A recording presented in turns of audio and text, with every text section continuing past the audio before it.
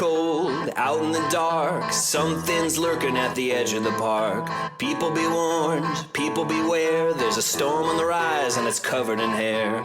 Hear him cry, hear him howl, looking for someone to disembowel. Claws like a hook, eyes like coal, feet so big they're gonna crush your soul. They call him Sasquatch.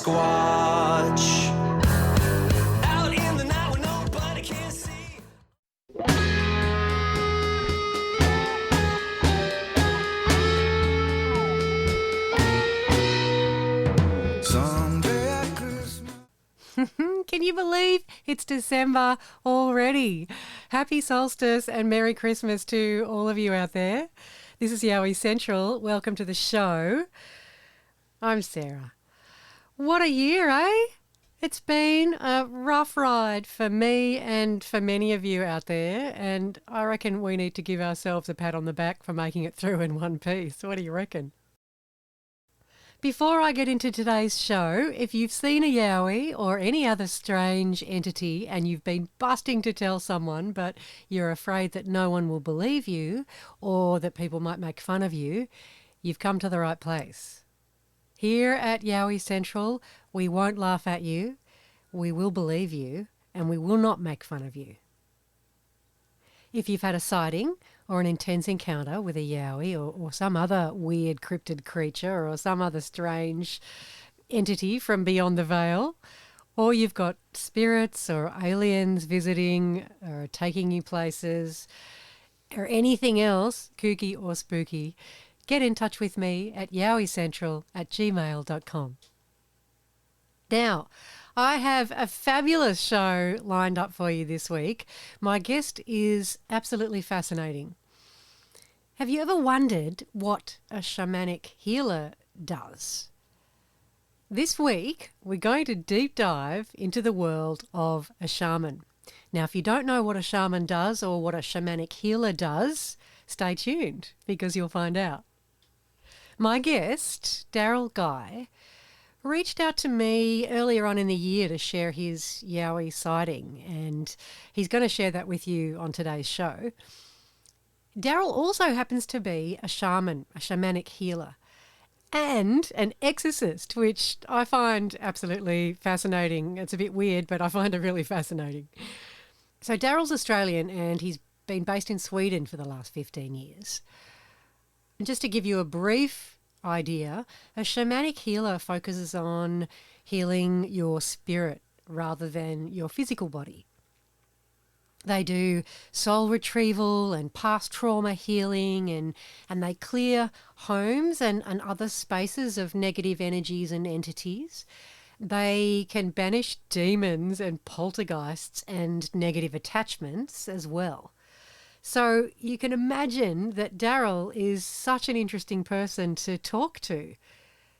And since our initial chat, we've had lots of long 2-3 hour Skype sessions and lots of messenger messages going backwards and forwards about the spirit world and about his incredible experiences.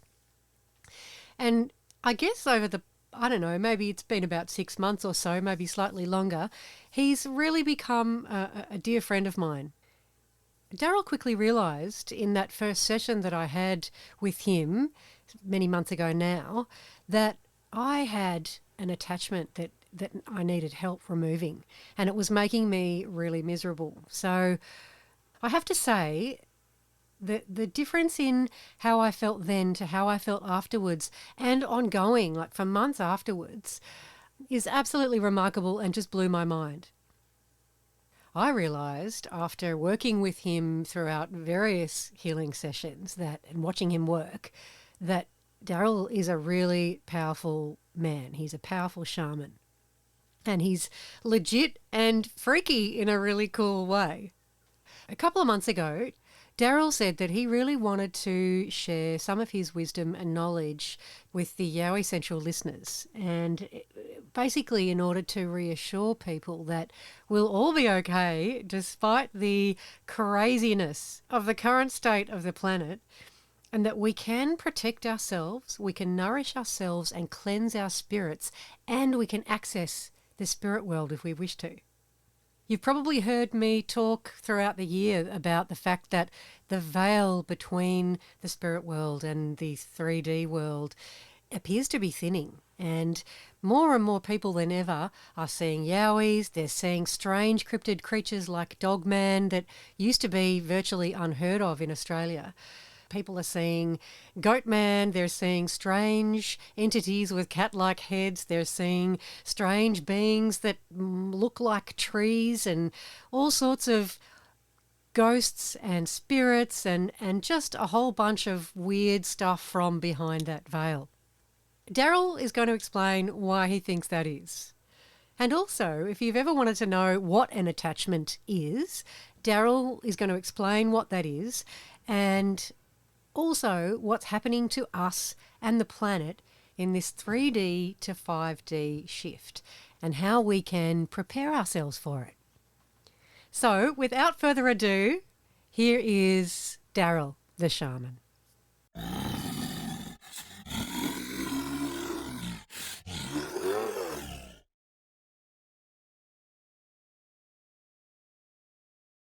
So this was 2004, 2005, and it would have been around winter. So it would have been like July, August. And a friend and I were out.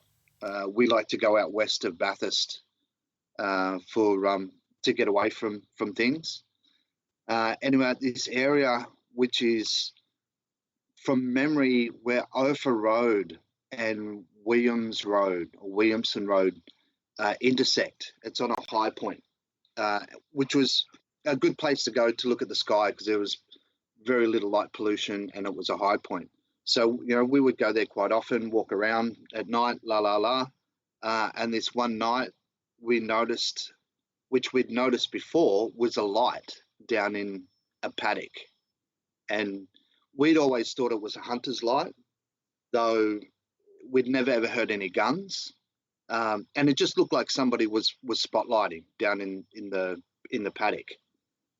Anyway, so this one night, lo and behold, we're there watching it, and then this huge bipedal figure walked from left to right, and what would be like across the arc of the light, so it became illuminated. And I still think back on it, and it boggles my mind because I knew it was bipedal, could see it walking. It was all one color. It was like that orangutan orange color, like a light tan or a bright tan. And my first thought was maybe it's an SES worker with those orange overalls. And then I realized that, well, first of all, it's too big to be a person. The body shape was very different. The body was longer than the legs and had a bit of a tilt sort of forward.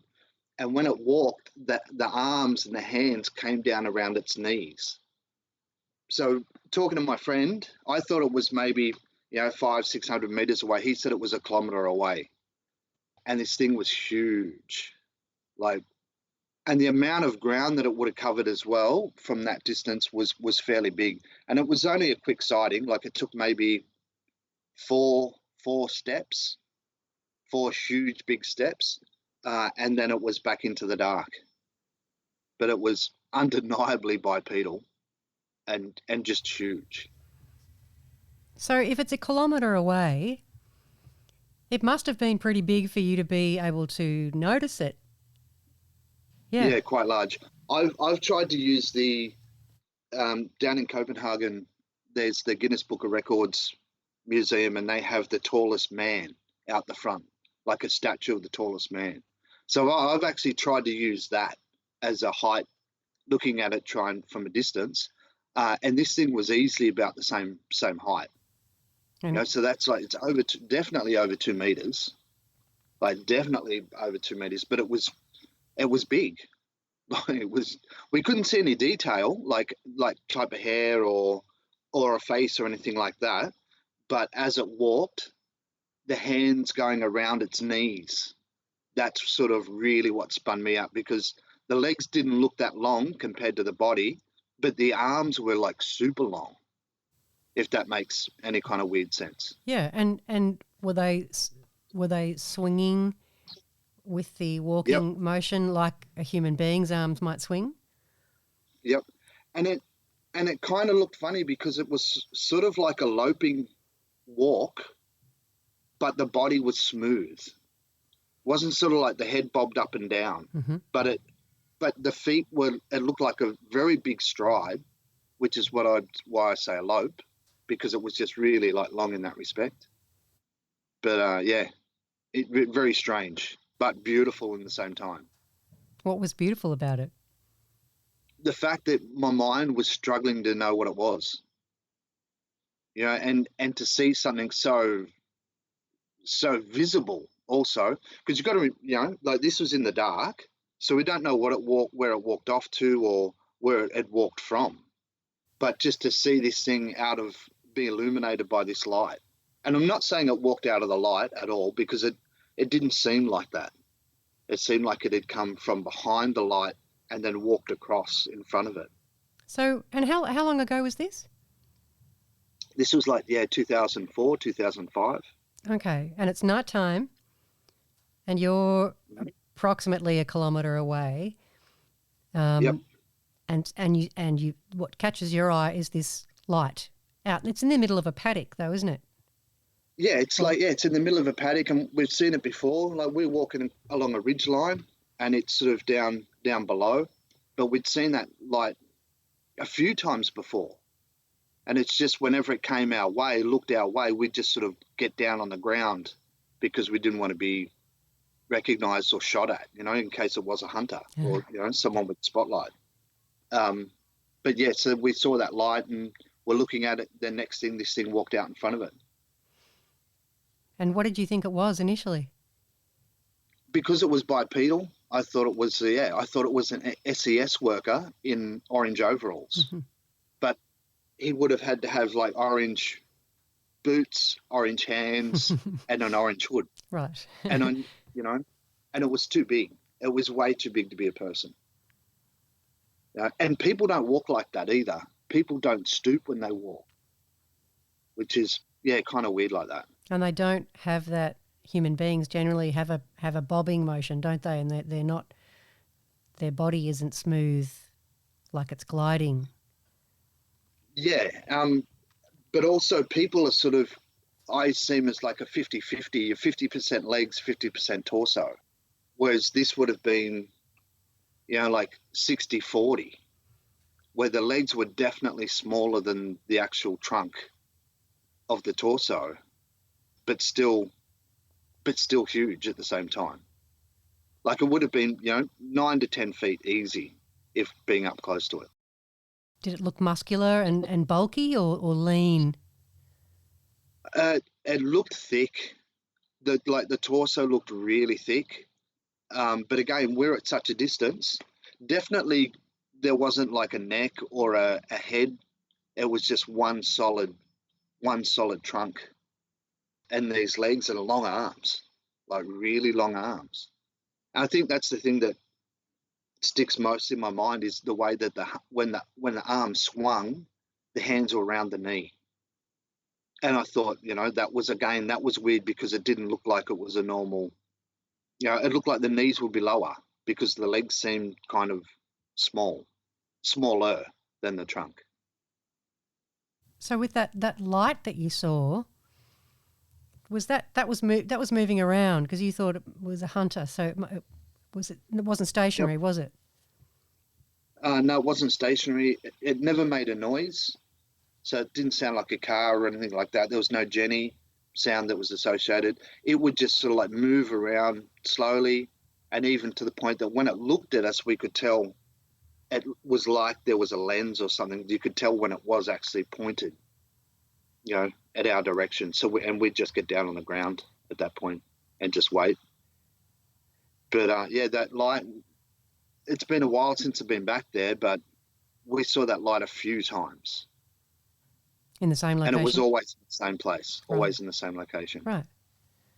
And that was you just said west of Bathurst near Ophir and Williamson Road. Yeah, it's like Ophir Road and Williamson Road. Mm. It's the top of a high point there. So the person you were with, that's just a mate of yours at the time. Yep. Yeah. So what did you talk to each other about what the hell did we just see? Yeah. Straight away, I asked him, like, did you see that? He's gone, yeah, I saw it. I'm like, so what do you think it is? He's like, wasn't a person, and we've spent a lot of time out there and seen a lot of weird things also. So that was almost like just another one of those weird things to see. But as we've spoken since about it, and since we'd had our first conversation, I got in touch with him and started asking, because he knows the area a lot better than I do, which is why he said, yeah, it was easy, it was a kilometre away. But then he said at that point, he's like, I'm glad it never came into the campsite, because we go camping further out. But we just kept walking up that road, Williamson Road. So it wasn't like we were too concerned that it was going to come and get us, or it was just like it walked that way and we were walking the other way. Don't be too stressed. Well, what other weird stuff used to happen out there? A lot of weird things. And this was before you started your training, right? Your training as a shamanic healer. It was my first teacher, I guess, around that time. So that was like a 12-year apprenticeship. So I was doing the work back then and doing the learning, but yeah, not doing so much what I do now. But other weird things out there is one particular place, like we'd go away for 3 days, and then the 3 days, like, it was just good to be out there. But this one time, the three of us that were going away were all quite terrified about going away, but we never said anything to each other. We got out there and I just looked for everything that weekend, careful of snakes and everything else that could go wrong. But everything was perfect. It was just such a nice weekend. And then it came to leaving on Sunday night. So where we usually go to, we went somewhere else. And I remember when we drove in, it was gnarly. The trees looked, mean kind of thing. And it was just very, very strange area. Had, high strangeness, I guess you could say, at that point. So we was just sitting in the car and sun hadn't gone down, but it was getting to dusk. And then I heard boom, boom, boom, boom, boom. And it was what I could feel, it was coming up through the ground. So I asked my mates, did you hear that? They didn't hear it at all. So I heard it again, told them about it. They didn't hear it again. And then the third time. And by the third time, it was dark. But then, then the optics started to happen, which is what I saw two cars driving up a mountain and I could see the headlights. And then the logic kicked in. It was like, well, there's no tail lights on the car. But then again, there's no mountain in front either. It's just we're on a plateau. Right. So, that's when I started to realize there were like golden snakes, for the want of a better expression, all around on the ground.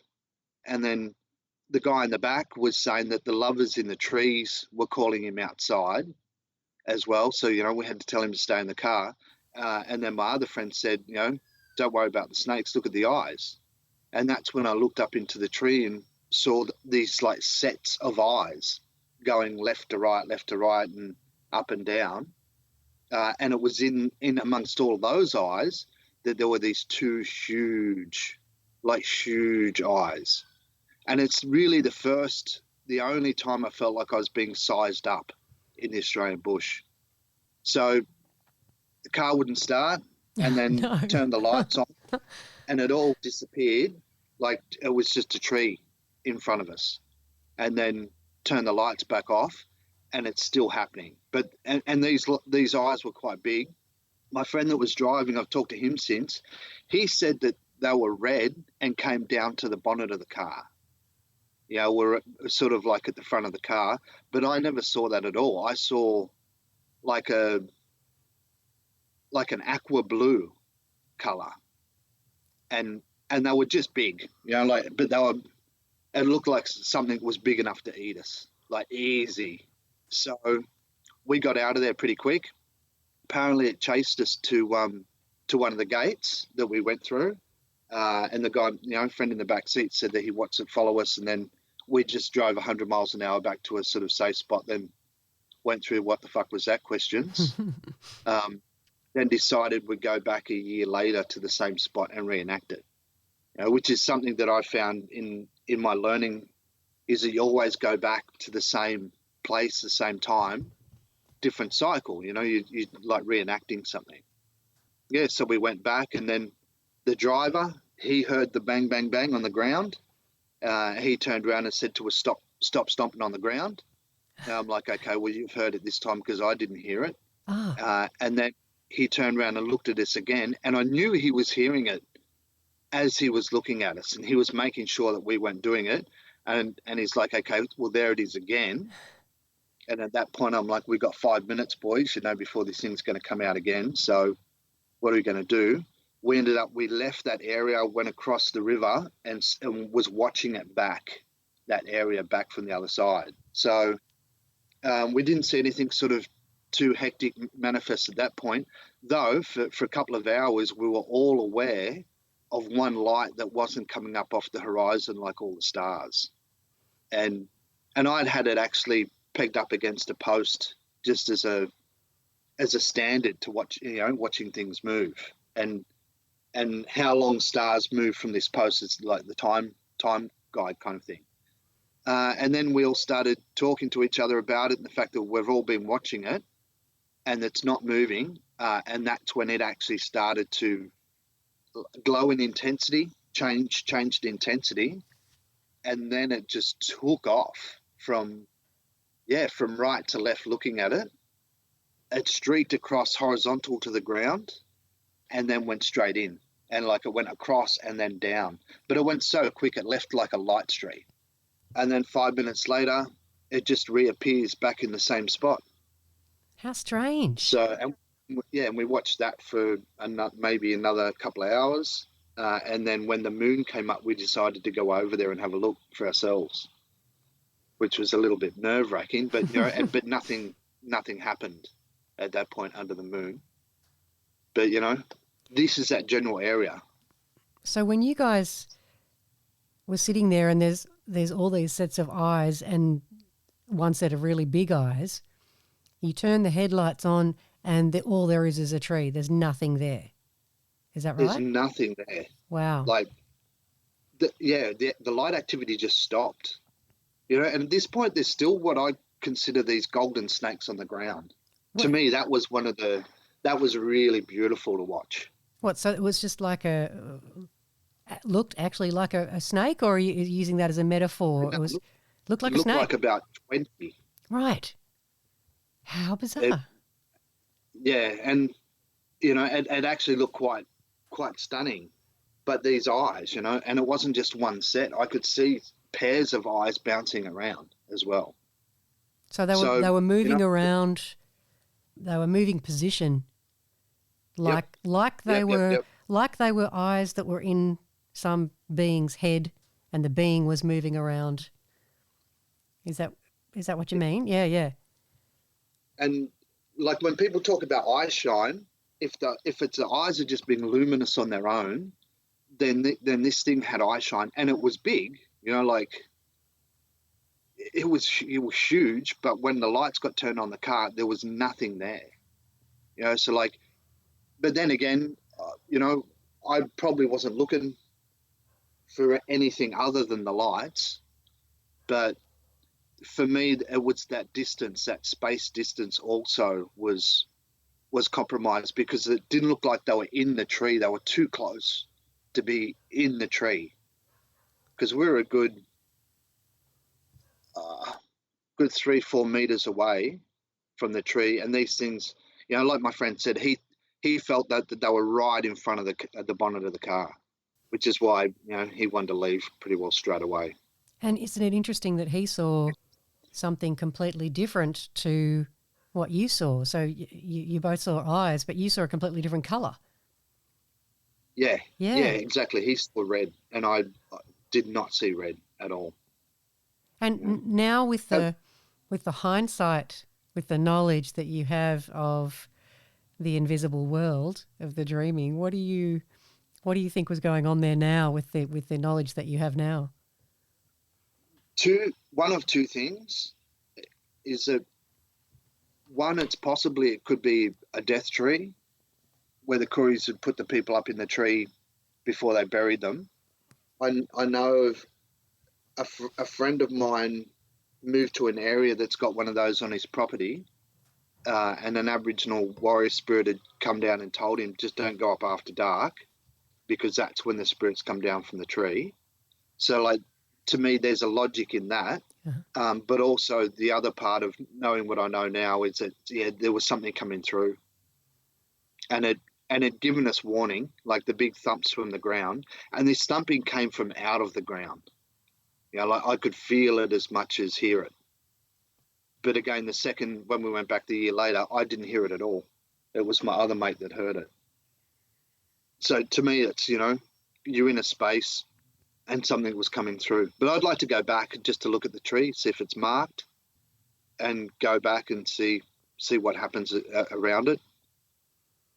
But that whole area it's got a reputation. It's basically a quartz mountain out there. The Blue Mountains you're talking about, or that particular spot? No, further west. Further west. Way further west, Bathurst, yeah. Okay. Oh, yeah, right. Yeah. Quartz. So I've heard quartz is a magical stone, a magical crystal. Yeah, and a magnifier of sorts. But that area's got a lot of weird things also out there. It's just general reports. I've heard like a couple of stories from here, also in Believe, how different things happen. Like Hill End, that area around there. There was a lot of stuff happened, especially in the gold rush. Mm-hmm. Like there's a lot went down out there.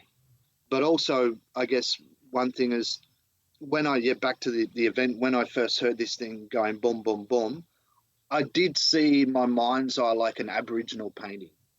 And I thought maybe it was like a dreaming creature that was coming out. And if that was the case, then it would have been there for a reason. And we weren't the right people to see it, because it was definitely, it scared the shit out of us, like that's for sure. Yeah, I can imagine, especially if with one person seeing and hearing something and the other people are not. That's quite unnerving. Yeah, one of the unnerving parts was, when my mate in the back seat said that the lovers in the trees were calling him out. Oh, yeah, yes. Don't go, mate, don't go. It's not a usual statement, you're going to hear from someone in the back seat. No. The lovers. I wonder did he explain what he meant by that? No. No. And, I've lost touch with him as well, so can't really get it. We called it flary eyes. Like that's the way that we speak about it now, because there was something, it was something big. And if it was a Yowie, I could understand maybe at that point if it's being interdimensional trying to come through. The eyes were huge. That's all I just remember. The massive. Were they blinking? Massive. No. Just. No. It was just like staring. And it's, really like the first time I thought I could be eaten by this thing. It's so big. That's not a nice feeling, is it? But the other eyes are also intriguing for me. Is like, what was this thing? Were these things, because they weren't all the same size. They were, the ones that were moving around were smaller, closer together. Whereas this thing was like, just king of the mountain. It was just huge. And were they moving around, like darting quickly, or were they slowly swirling around, or? Yeah, no, they were darting left to right, up and down. Yeah, just boom, boom, boom, like across. They're all checking you out. And there were lots of them. There were lots of eyes in there. But just the two big ones were the stationary ones. They didn't move at all. That, like I said, that's that stuff out there. That's west, and I know dreaming spirit can come through quite strong, depending on where you are, and because it has an interest also. But our time, I just think about the timing of that particular weekend. I'd like to go back and even do it again when I get home. The timing. What do you mean? That time of year? Yeah, because the sun's at a different point each day. Uh-huh. Like, so when we hit the solstice and the equinox, it's not just days of doing something. The energy is going to be quite strong. So example would be here in the northern hemisphere, the winter solstice is far more powerful than the summer solstice. So all the standing stones around Europe start to vibrate at a higher frequency on winter solstice.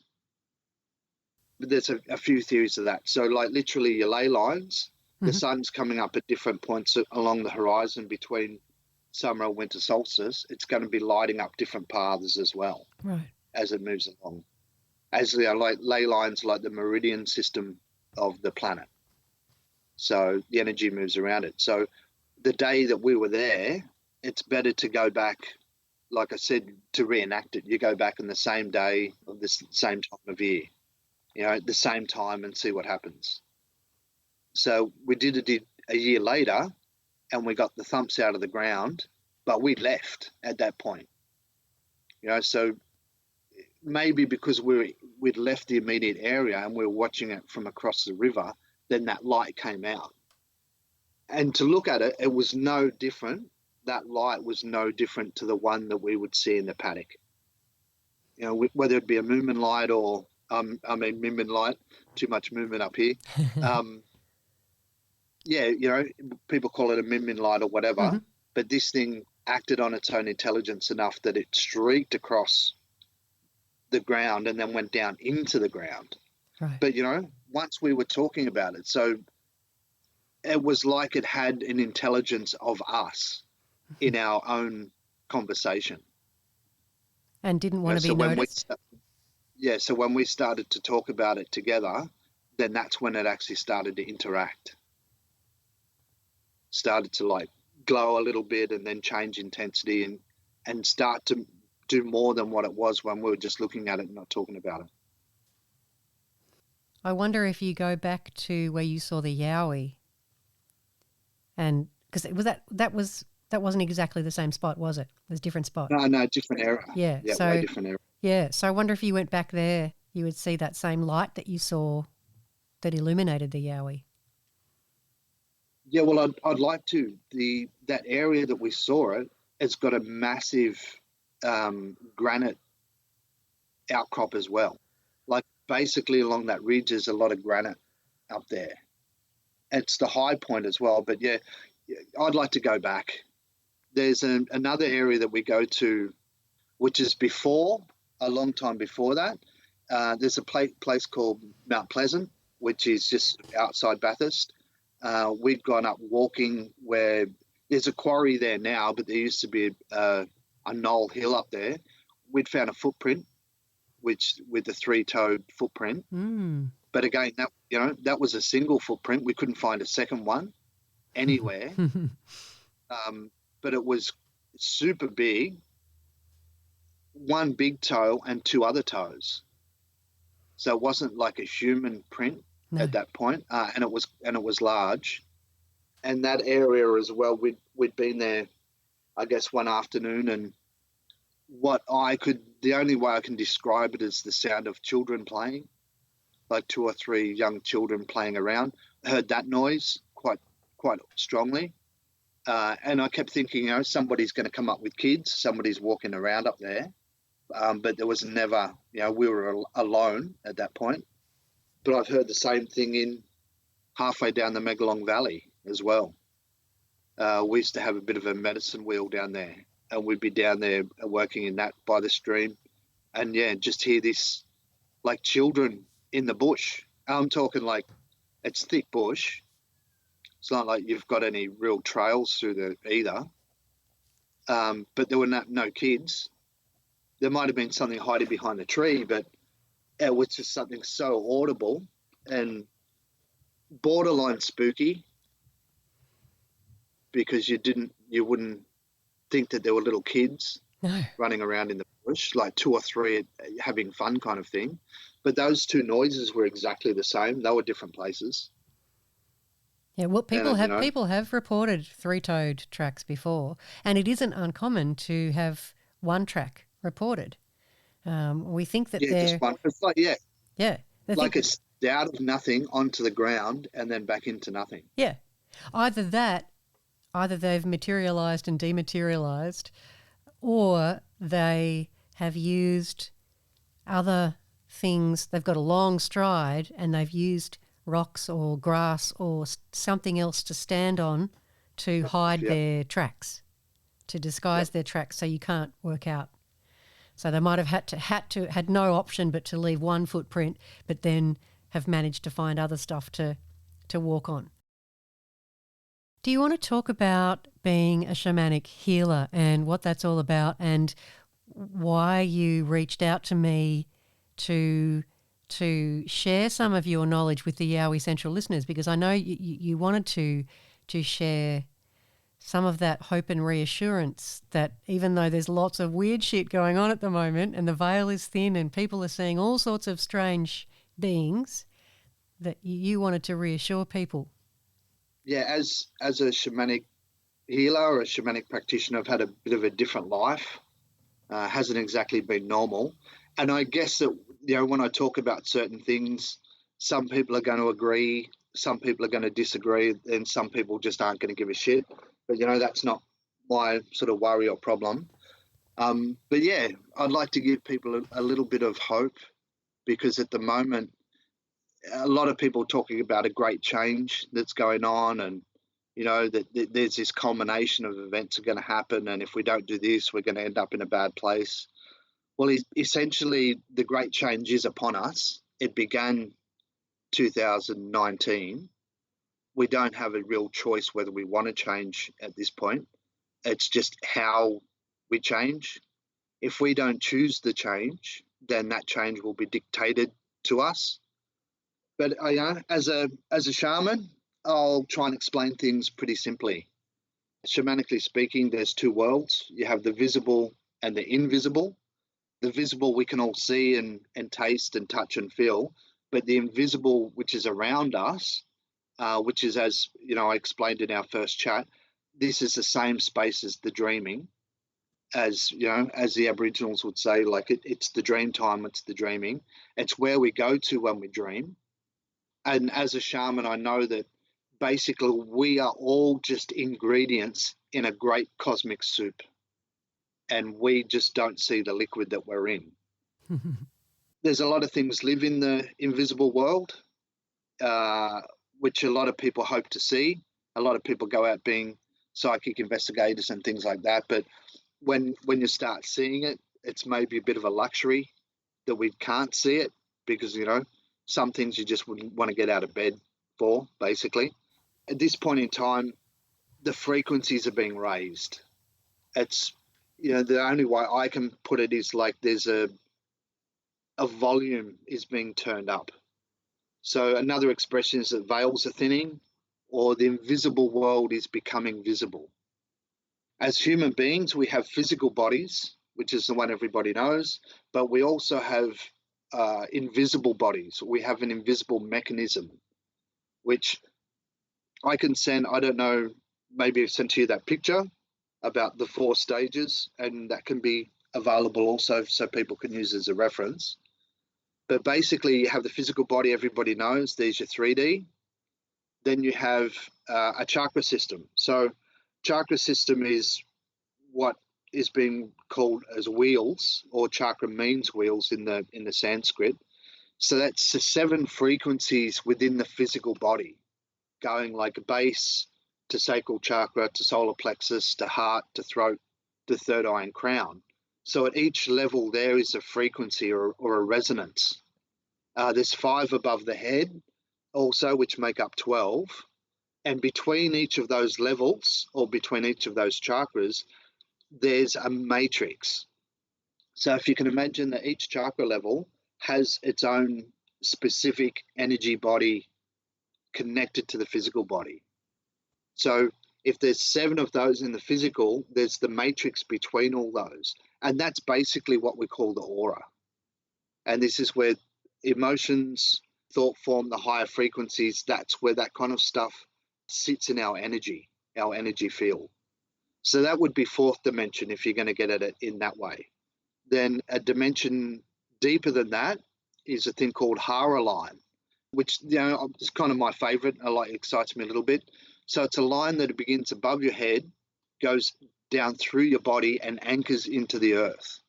And it has 3 sections: above the head to the heart to the center, or, people call it Tandan or Dantien, which is just below the belly button. And then from Tandan down to the core of the earth is its 3rd section. And if the chakras are the wheels, then this Hara line is the axle. So, it doesn't matter how balanced your wheels are. If your axle's bent, energy is not going to flow so easy. Anyway, on this line, if you could imagine Earth's force coming from the ground up to the sky, and then heaven's force coming from the sky down to the ground, where they both meet together is at the geographical center of this line. When people think of the center of the body, they'll either go to the solar plexus or the heart, but the actual geographical center is a hand width below the belly button. And the Japanese call it Hara, Chinese call it Dantien or Tandan, depending how you want to express it. But it's like a little ball, which is where heaven and earth basically meet. So if you can imagine little yin and yang spinning around, that's on that line there. But if you go also higher on the line between the chin and the chest, there's another space, which is called this, some people call it the seat of the soul, and it's where your soul comes to meet the world. A lot of people, they'll experience a very high emotion, a high spiritual kind of love. This is where the soul's coming out to the body. And it can get a little bit teary-eyed, but it's a very high frequency love. It's not the normal, isn't that person wonderful kind of thing, and I'm going to get married and that kind of stuff. Even on this line, you have a yin and yang. So the yang would be Tandan, the ball, and the yin would be this vortex of sorts that comes out. So then you have a dimension deeper than that, which is what is being called the core star. So this is an energetic principle that's happening between, say, the solar plexus and the sacral, but a very dimension deeper. And this is a luminous, you could call it, like a star, or see it as a sun in the dark. And this has a vibrancy to it. These 4 principles together make up the complexity and the entirety of the human body. So as much as we have the physical, we also have the invisible component. If the invisible energy is being raised in frequency, then these invisible components need to be back in good order. And at this point, the only reason I say that we don't know is I put it back down to the burning of the Library of Alexandria. When that library was in demise for 150 years or whatever, we lost a lot of knowledge, like a lot of the ancient knowledge and knowledge that the ancients relied on.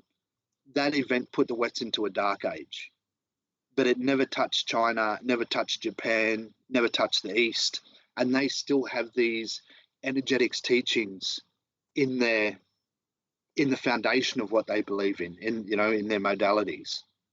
So, what I'm saying to people is things are being squeezed on the outside and the invisible world might become a little bit turned up, but you have these energetic principles, and just because you don't have awareness of them doesn't mean that they don't work.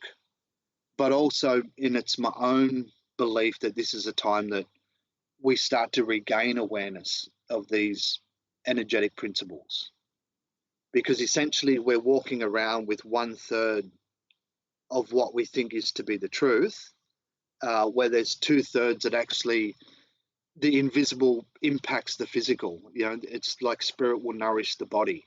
So we need to get our heads around the fact that we do have an aura, we do have a Hara line, and we do have this core star. But that's a lot to say in 2 sentences. I think there are more than 2 sentences in that.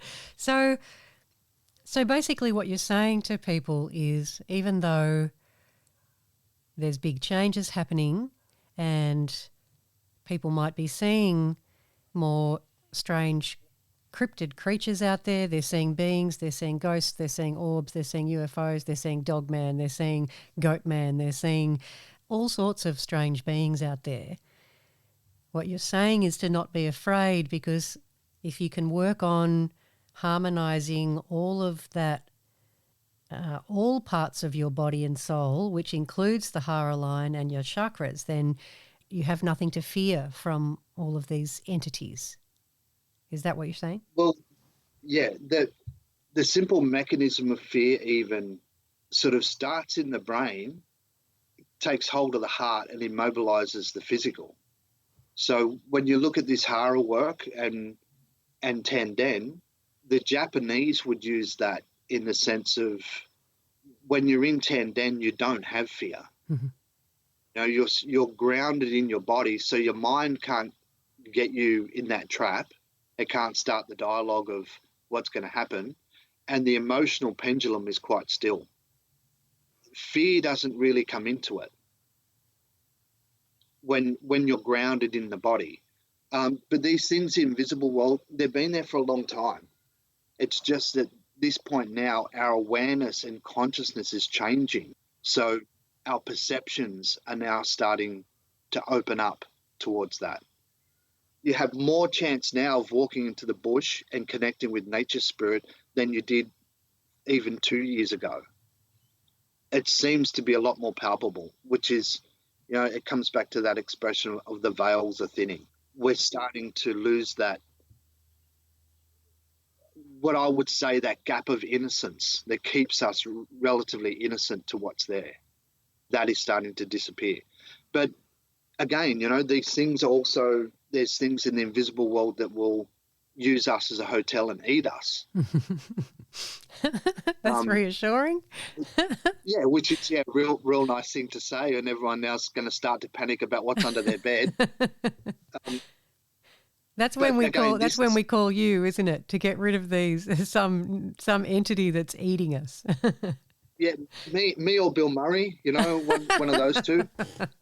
But basically, because of these frequencies are being raised and we start becoming attuned to our own energetic structure, our awareness will change accordingly to that.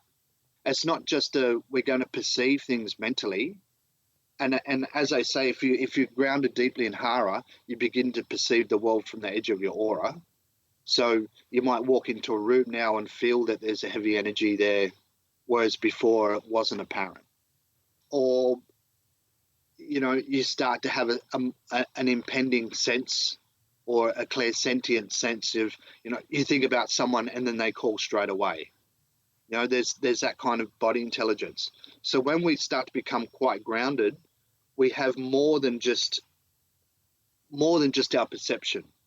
We have this extra aerial or this extra antenna that is that spiritual aspect of us, you know, or the energetic aspect. So being a shaman or shamanic healer, my job is to be mechanic of this invisible stuff. And I've also come to understand that this is what we're looking for in the West. You know, we put it down to mysticism, or, you know, we think we have to go to India to find all this kind of stuff out, when essentially you climb in the mountain to find out what your own energetics are. Yeah. So, but again, you know, it's easy to talk about, but it needs to be practical. And that's one of the reasons why I really enjoy the shamanic work, is that my techniques are techniques that have been around for like tens of thousands of years, and they're practical and they work. And they work. I can vouch for that. Yeah. You recommended a couple of books to me, and I'm on chapter 4 now of the Dantien book. Yep. So that's a book that you would recommend to the Yowie Central listeners as something that will help them ground themselves and understand more about their whole being, as opposed to just the 3D body, but the rest of it as well.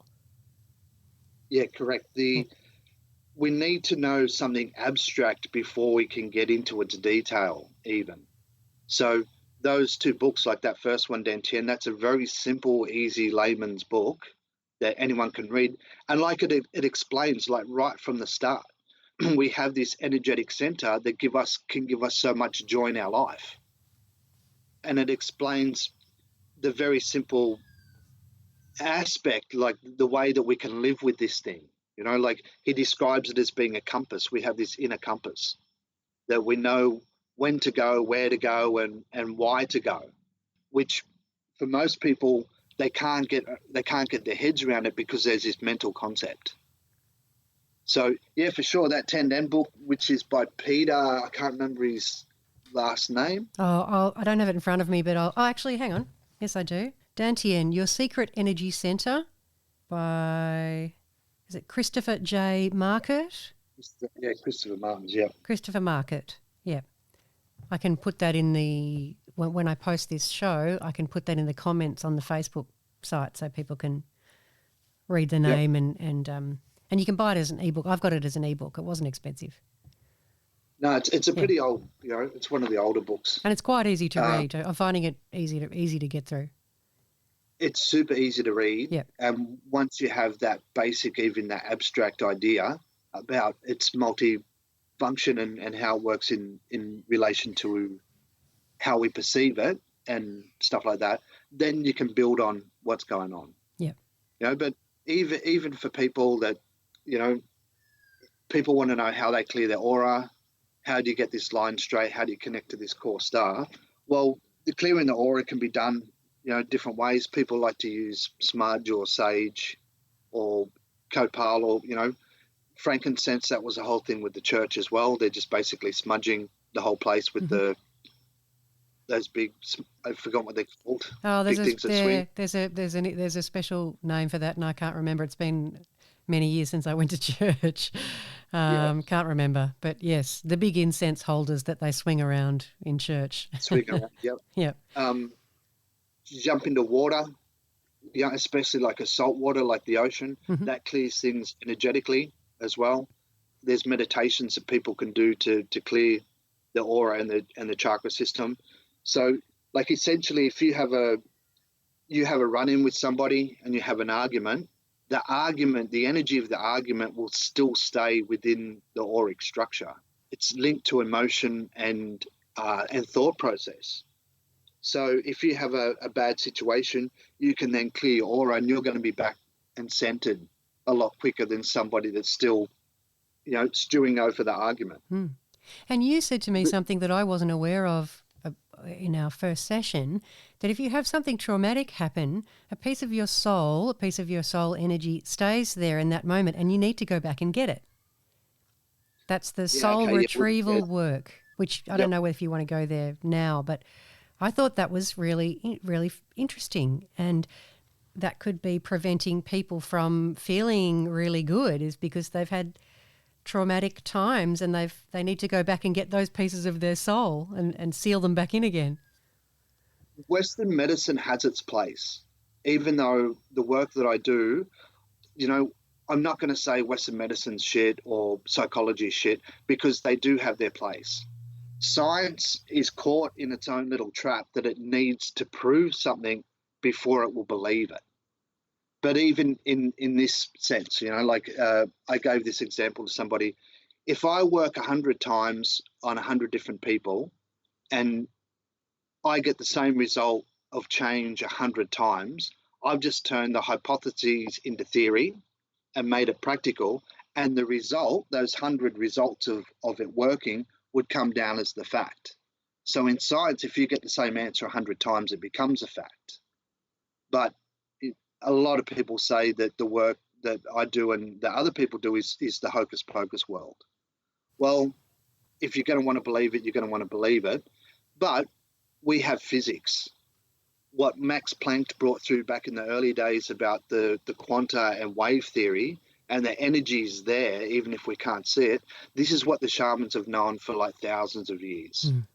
And because it's an energetic structure, we are an energetic structure. By nature, we have this thing called fracturing or soul fracturing. So as you said before, we can have a trauma. It doesn't matter whether it's mental trauma, physical trauma, emotional trauma, sexual trauma. What happens is that we remember before the accident, but we don't remember the accident. Our spirit has sort of got into a self-defense mechanism and it's split from the body. So a really constant, easy one for people to understand is when people get so frightened, they faint. The same kind of a disassociation goes on. With journey work or drum journey work or soul flight, as I was taught it, you travel back to the accident site, and then that part of you is, usually standing around somewhere. And because we're fractured off, our energetic structure also has a crack or becomes weak. This weakness or these fractures, people try and fill up with addictive behavior, whether it's addictive substance or it's addictive activity. They try and fill up these holes from the outside. And inadvertently, the holes sort of become bigger because there's a part of them is still freaking out from the trauma. So as a shaman, one of the main parts of my work is going to get those pieces back. Like as I said to you on that first talk, our parents are really amazingly beautiful because they give us the gift of life, but they also fuck us up, Yes. because a lot of this stuff happens when we're kids. So when you get that piece back and you bring it back and seal it in, as the method I use, you hug that piece in, I seal it energetically into the body.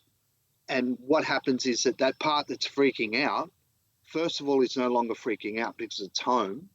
But second of all, it's been brought from the inside and sealed so that cracking or that fracturing is healed within the energetic structure.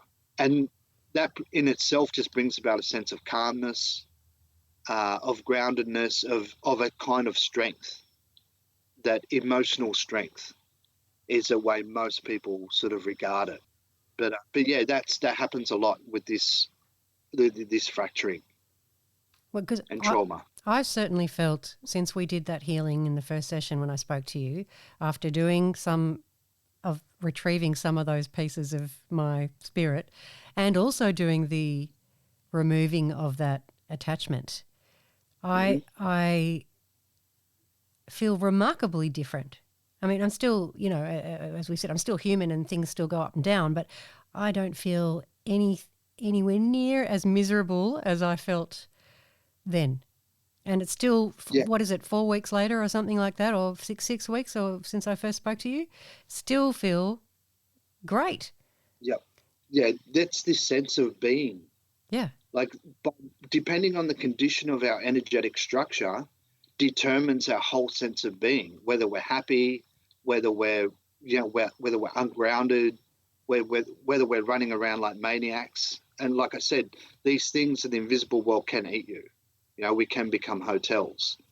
And that for a lot of people is a day-to-day emotional content, whether it be anxiety, whether it be depression, very powerful emotions, because that's how these things eat, is from our emotions.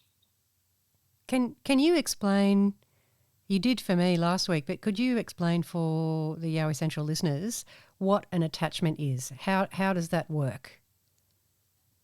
Okay, so we're physical beings, and because we have a body, we are grounded, very grounded in the 3D reality. So grounding rods, or like a lightning rod, is another way that I sort of like to explain it, is that we're connected to the earth. There's a lot of things in the invisible world that don't have the physical body. So there's different energies, like there's a different spectrum. I sort of use the chessboard as an analogy. You have your low level stuff, which will be your pawns, and then you have a next level, which is like the knight, then the rook, and then you have your bishop, and then you have your king and your queen. So some energies are dumb and they're existing. Some energies are inorganic intelligences, which was, like the min light, I would deem as an inorganic intelligence. It's a perceptible content, so you can see it, but it has an intelligence that it will go through the bush or left or right or turn around. Then you work into other things which are disembodied beings, or you start to get up to entities and demons and things like that. And again, science, a lot of people don't want to acknowledge the existence of demons or these entities. One, because there's no cure for it from science. There's psychological assessment of it, and medication comes into that. But as an energetic situation, you can have things in your aura or in your physical body that will get into your head and give you a psychological outlook. And that psychological outlook will produce an emotional content. And that emotional content becomes their food. So sex addiction can be linked, what you would say, to an incubus succubus type of energy. It could be using your body to gain that physical advantage. As I found out in my training and when I started to be doing with the exorcism stuff, a lot of the world's families also have these things on their lines. As I found out, that was on my father's line, and I had to clear it off my dad's line. One, to be clear of it myself, but also to deal with it in that respect. These things can come and eat us. So when people are seeing these dreaming spirits or these apparitions that are coming, yeah, they're there 100%. They're making themselves known, but also there's a lot there that won't make itself known. So an exorcist would say that it's a very old, tricky energy. And these energies can be very old, like ancient energies, and they'll trick people. Like the Christian and Catholic Church is quite big on sin. Like there's a very strong demarcation. You don't play with this, you don't play with that, because you can get possessed. And how that works is that these energies need an invitation.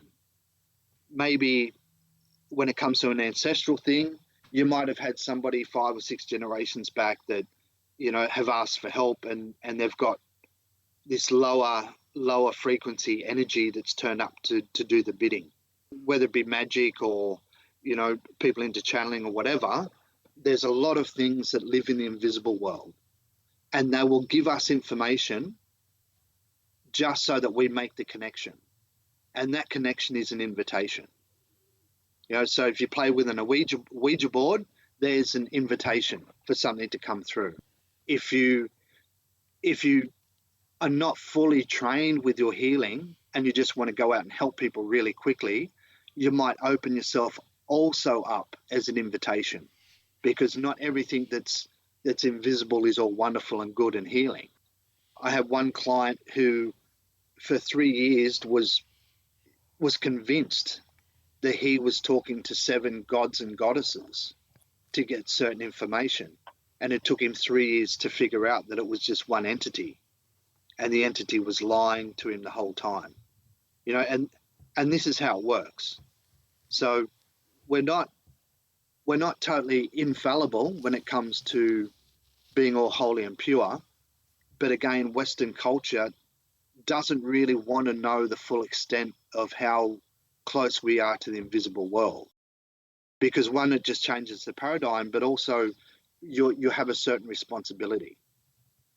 Like for a shamanic healer, I still like to be human, which means I like to have a drink and I like to go out and have a dance. As soon as I get home, though, I clear myself of anything that I've picked up.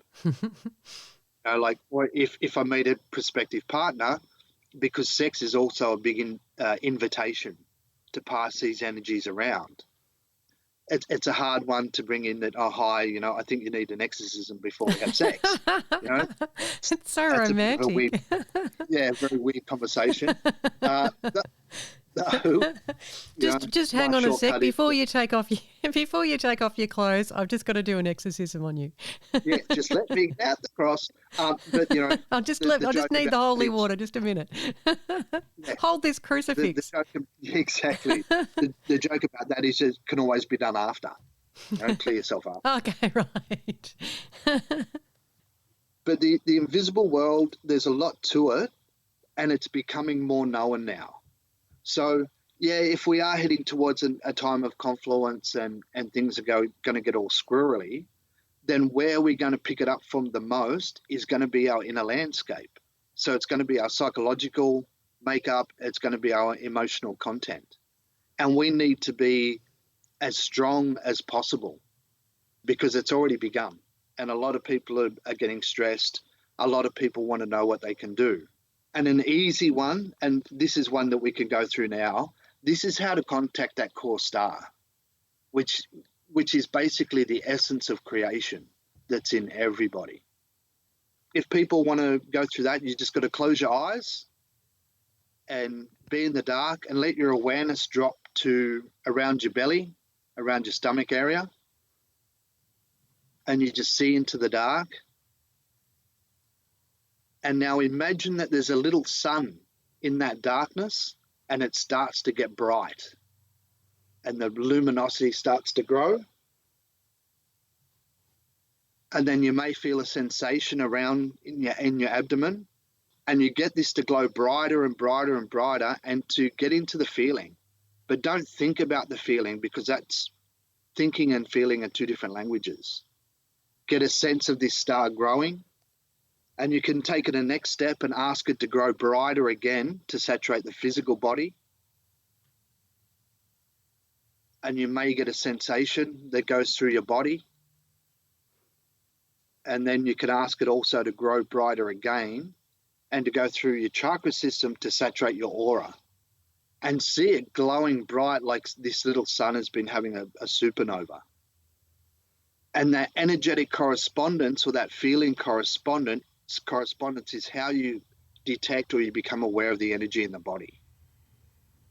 So like, I can't remember what episode it was, but Cade had on the Believe podcast about that old hippie guy that used to just do this meditation. He was an old surfer, and he'd just sit there and get this kind of bliss. And that was his meditation. He got into it, and he'd sit there and feel that. So in the interview, he described that these two people tried to get him to come and sort of like strong arm him into being in a church, being a pastor in the church or something. So the young guy's hitting him with a lot of intellectual stuff, and the guy that's doing the interview was sort of got jack of that and got the shits with it. So he just started doing the meditation. He dropped down into his body and was getting in touch with his energy. And at that point, the old guy just stopped the young guy and said, "Look, can't you feel in the room? God's in the room. There's nothing we can teach or talk about with this guy." And then they left. Right. So when you've got that energy going inside of you and in your body, and it starts to sit in your aura, your aura's 2 meters across, 2.5 meters across. So anybody in that vicinity is also going to be in touch with that energy.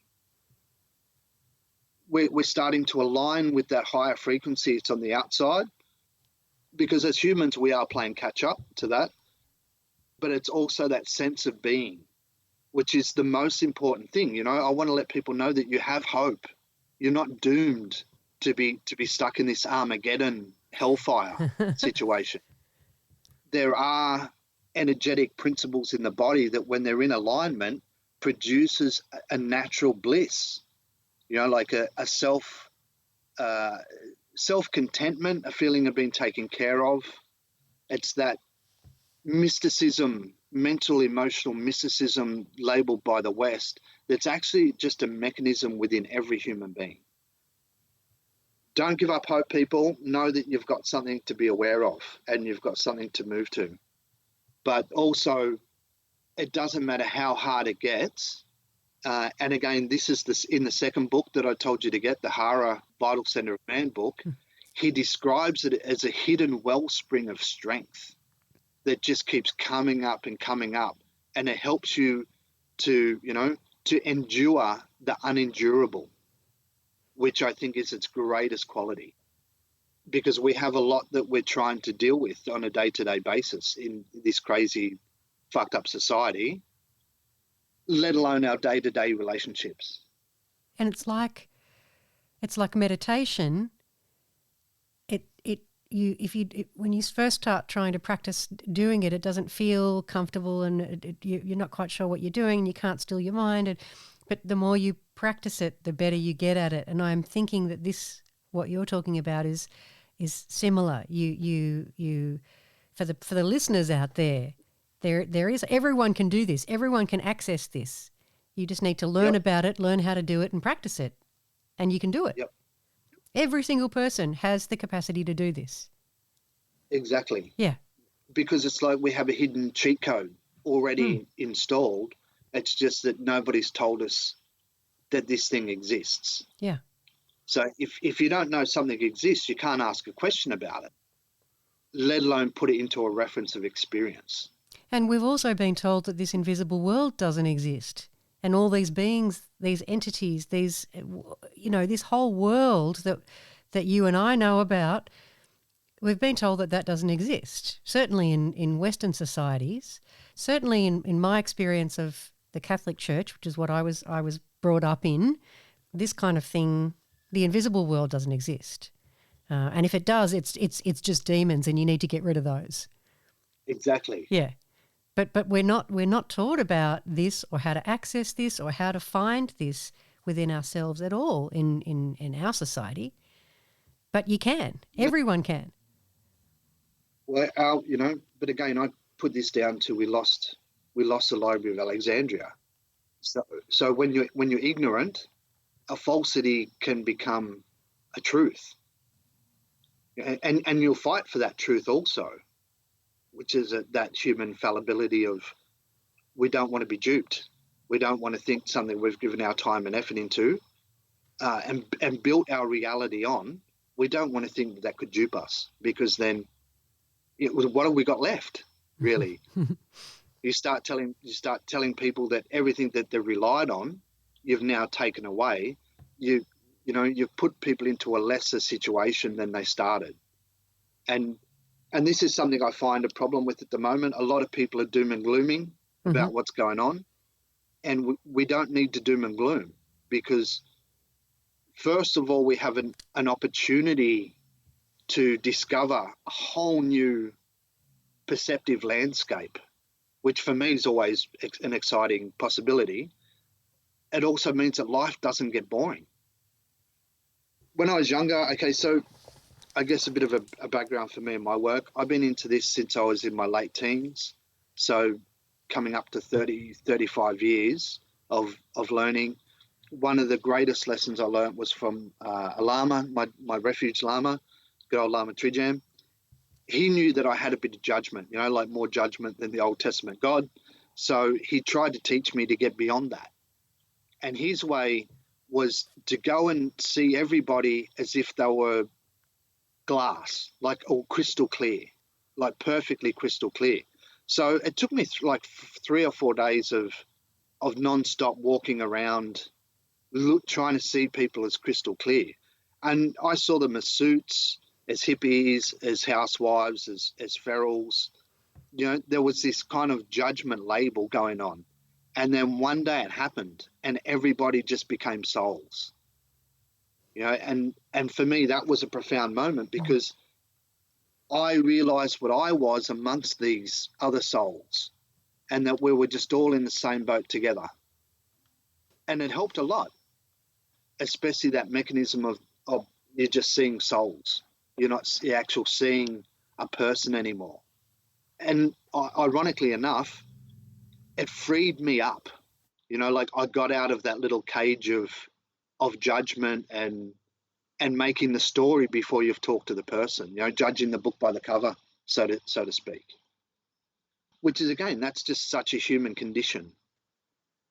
Yeah. We really, we don't give it a full judgment unless we've seen it, tasted it, smelt it, and touched it. Which again leaves the invisible world in this quasi space. Yeah. But it's there. Like my one of my favorite examples is when the elder that I was learning from, good old Gabu, very old shaman down south, from the Walliga Lakes area, and the Ewan mob. So when I was living in Sydney and I'd moved to different houses, he would come and introduce me to the land every time I moved, and he would go around to every bush or every little tree or shrub, or every plant basically that was on the property. And when I would watch him talk to it, it had more life, like it had an alacrity to it that was different to all the other plants. But then when he moved to the next plant, that clarity also moved to the next plant. And when I mentioned this, that's when he started, understanding that I could see the dreaming. And that's what the dreaming is. It's an invisible energetic component that nourishes the physical. So a Kuri dreaming story would be about the land. So that energetic action is the story or the myth of how the land was created, but it's also what's regenerating or what the energy is of the land. I don't know, if that's an easy one to make sense of. But this invisible world has a very big impact on the physical, and it can change the physical as well. So my first teacher said to me, you have to Sherlock Holmes everything. You look in the physical for every possible answer, because the physical is going to show you what's there. Don't use your little facts to make up the story. Look at what's going on at the real facts to find the story, because the spirit can actually impact the physical as well. And that's happened to me a couple of times where things have disappeared or they've been left somewhere and then they've turned up completely different place in the physical. And for me, when the first time that happened, which I told in that story, we were out in the Blue Mountains in the Megalong Valley and left something there at 4 o'clock in the morning that we couldn't find. Even looking for it, we couldn't find it, was gone. It turned up in Glebe the next day, more or less. And when I saw it on the table, I shit myself because I know we'd left it out there. Yeah. And even to the point I waited for my girlfriend to wake up. And when she saw it, her face went white. And I thought, okay, so she didn't bring it back either. Mm. And we were very hesitant to touch it physically because in case it was physical, because it was unexplained. Yeah. But I've had that happen here as well. Especially where I'm living in Sweden. It's happened a fair bit in my living space. Things just disappearing and then reappearing. Yeah, or like the tap turning on full in the kitchen when I'm doing something in the bathroom. It's the spirit, and as a shaman, I argue with my spirit because I'm an idiot sometimes. But, when spirit will do something in the physical, it will also be a confirmation for me.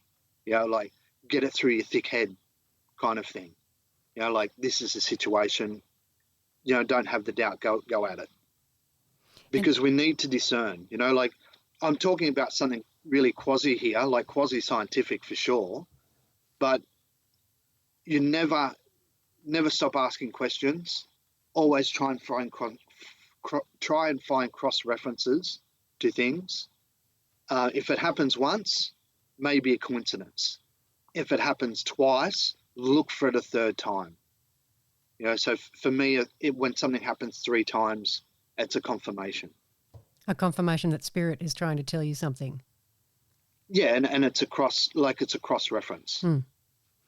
So if you're doing something, so your tap turns on in the kitchen and you haven't touched it, is that a spirit, like a ghost, or is that spirit as in the invisible world? Like how, do you know what I mean? Like is that an actual ghost moving your tap? Well, I wouldn't say so much ghost, but more like as a shaman, I have to have guides or allies in the invisible world. Mm-hmm. Yeah, okay. It's your assistant in the invisible world. Right.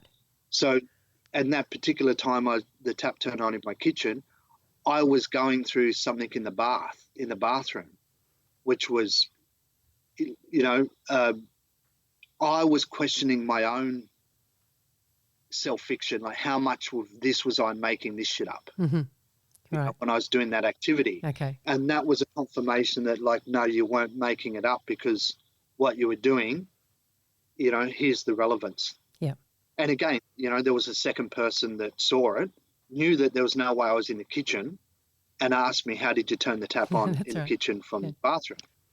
So things like that can happen and do happen, which is where magic comes from. People talk about magic and things just turning up. That it really happens, because we have the lower astral, the middle astral, and the upper astral. That's very close to where we're at physically. It's where our emotional content lives. It's where we go when we dream at night or we astral travel.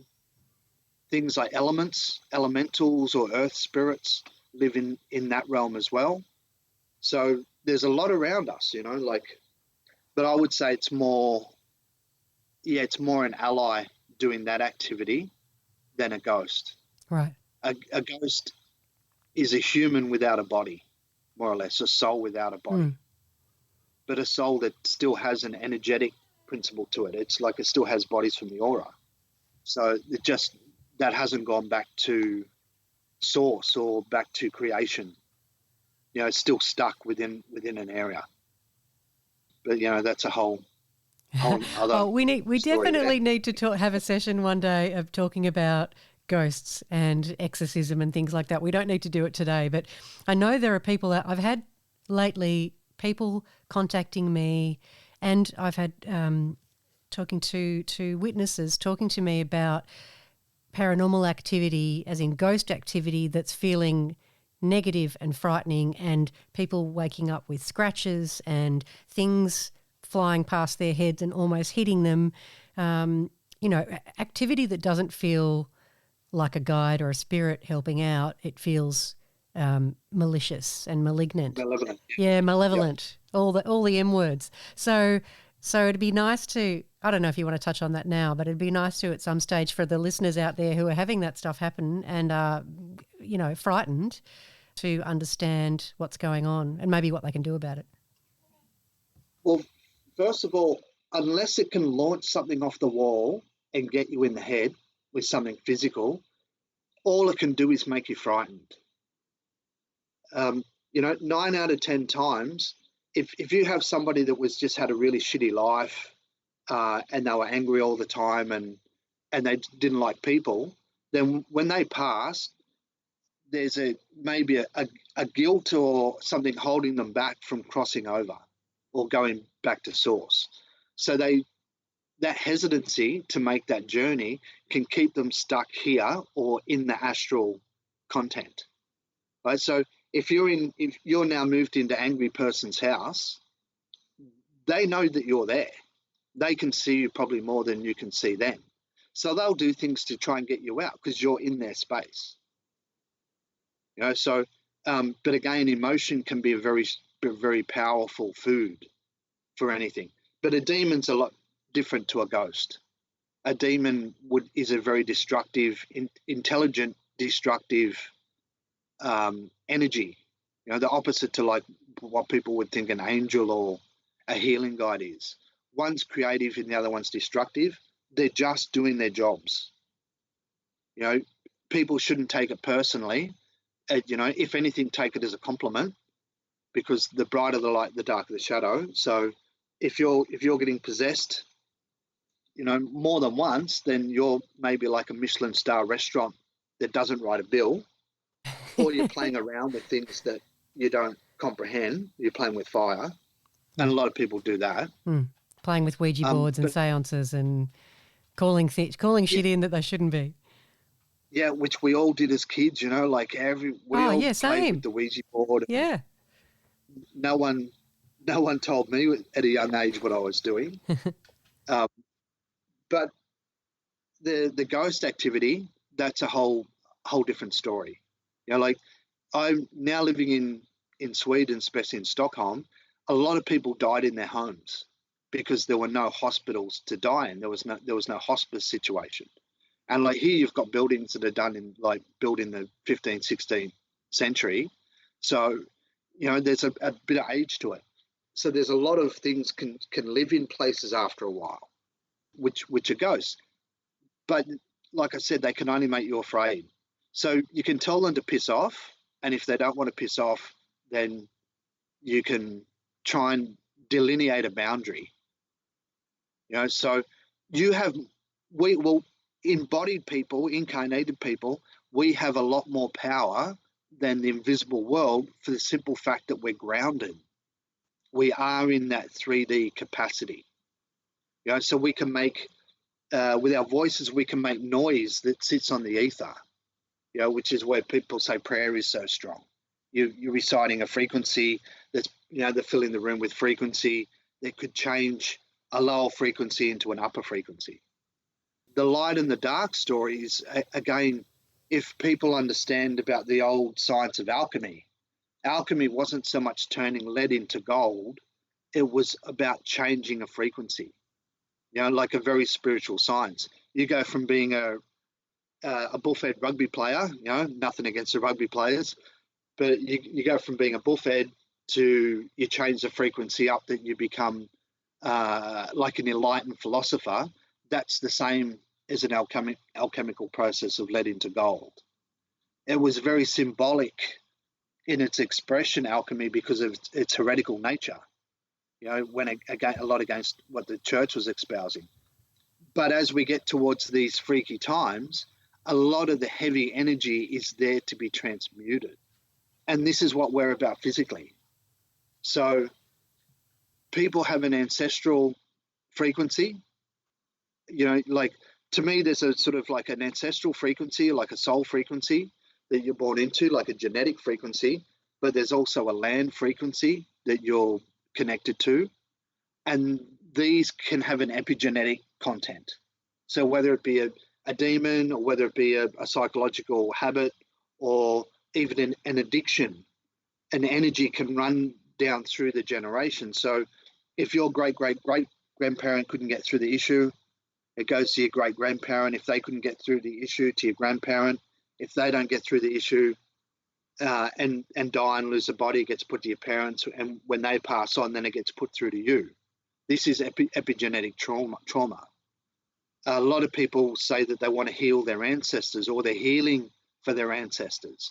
And that's also true in the sense of there's a frequency, and that's what it's about. It's about changing this lower dynamic into a higher dynamic. Like, enlightened is a really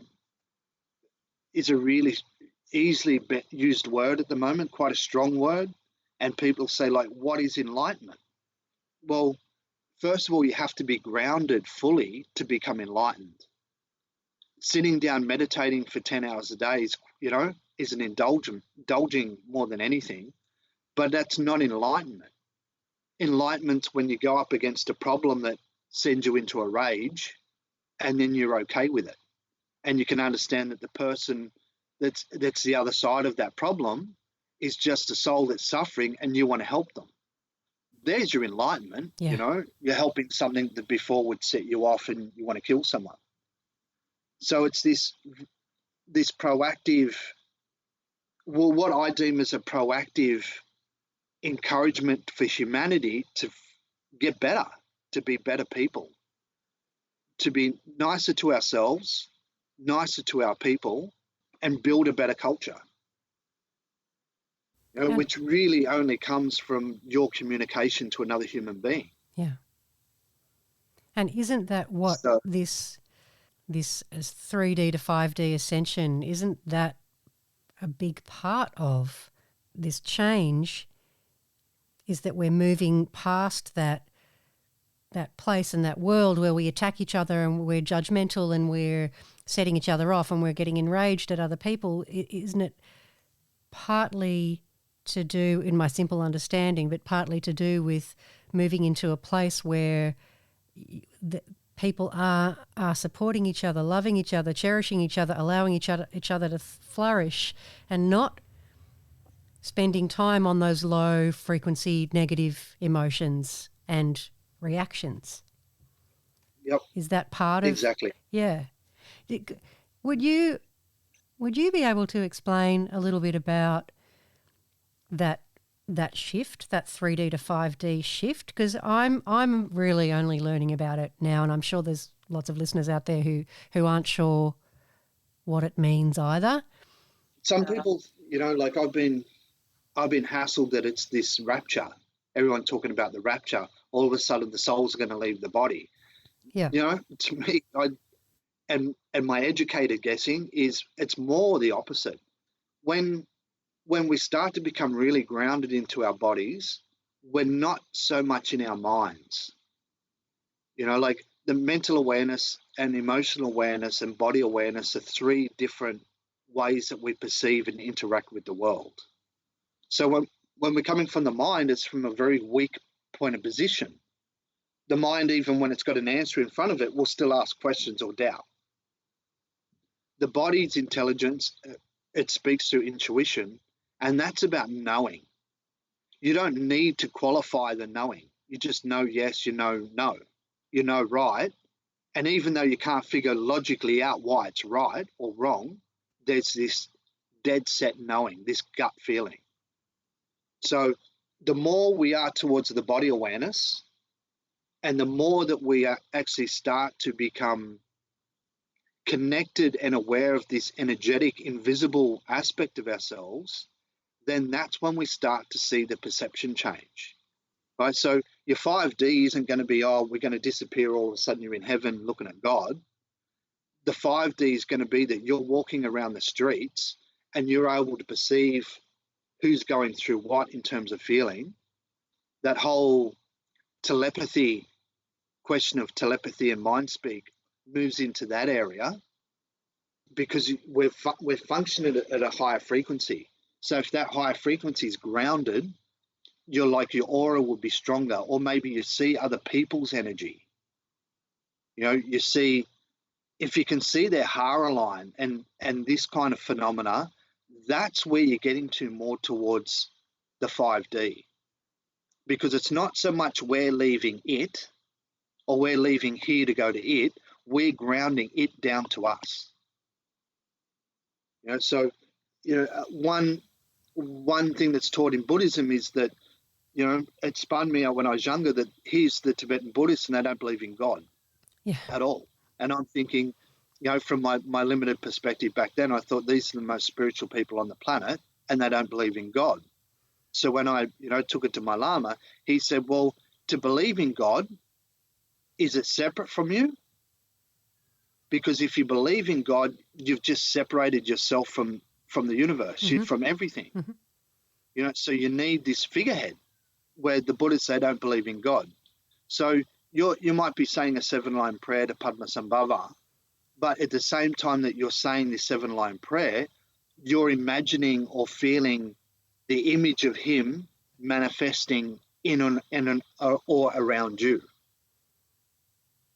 So you're feeling what it's like to be Buddha, not just saying a prayer.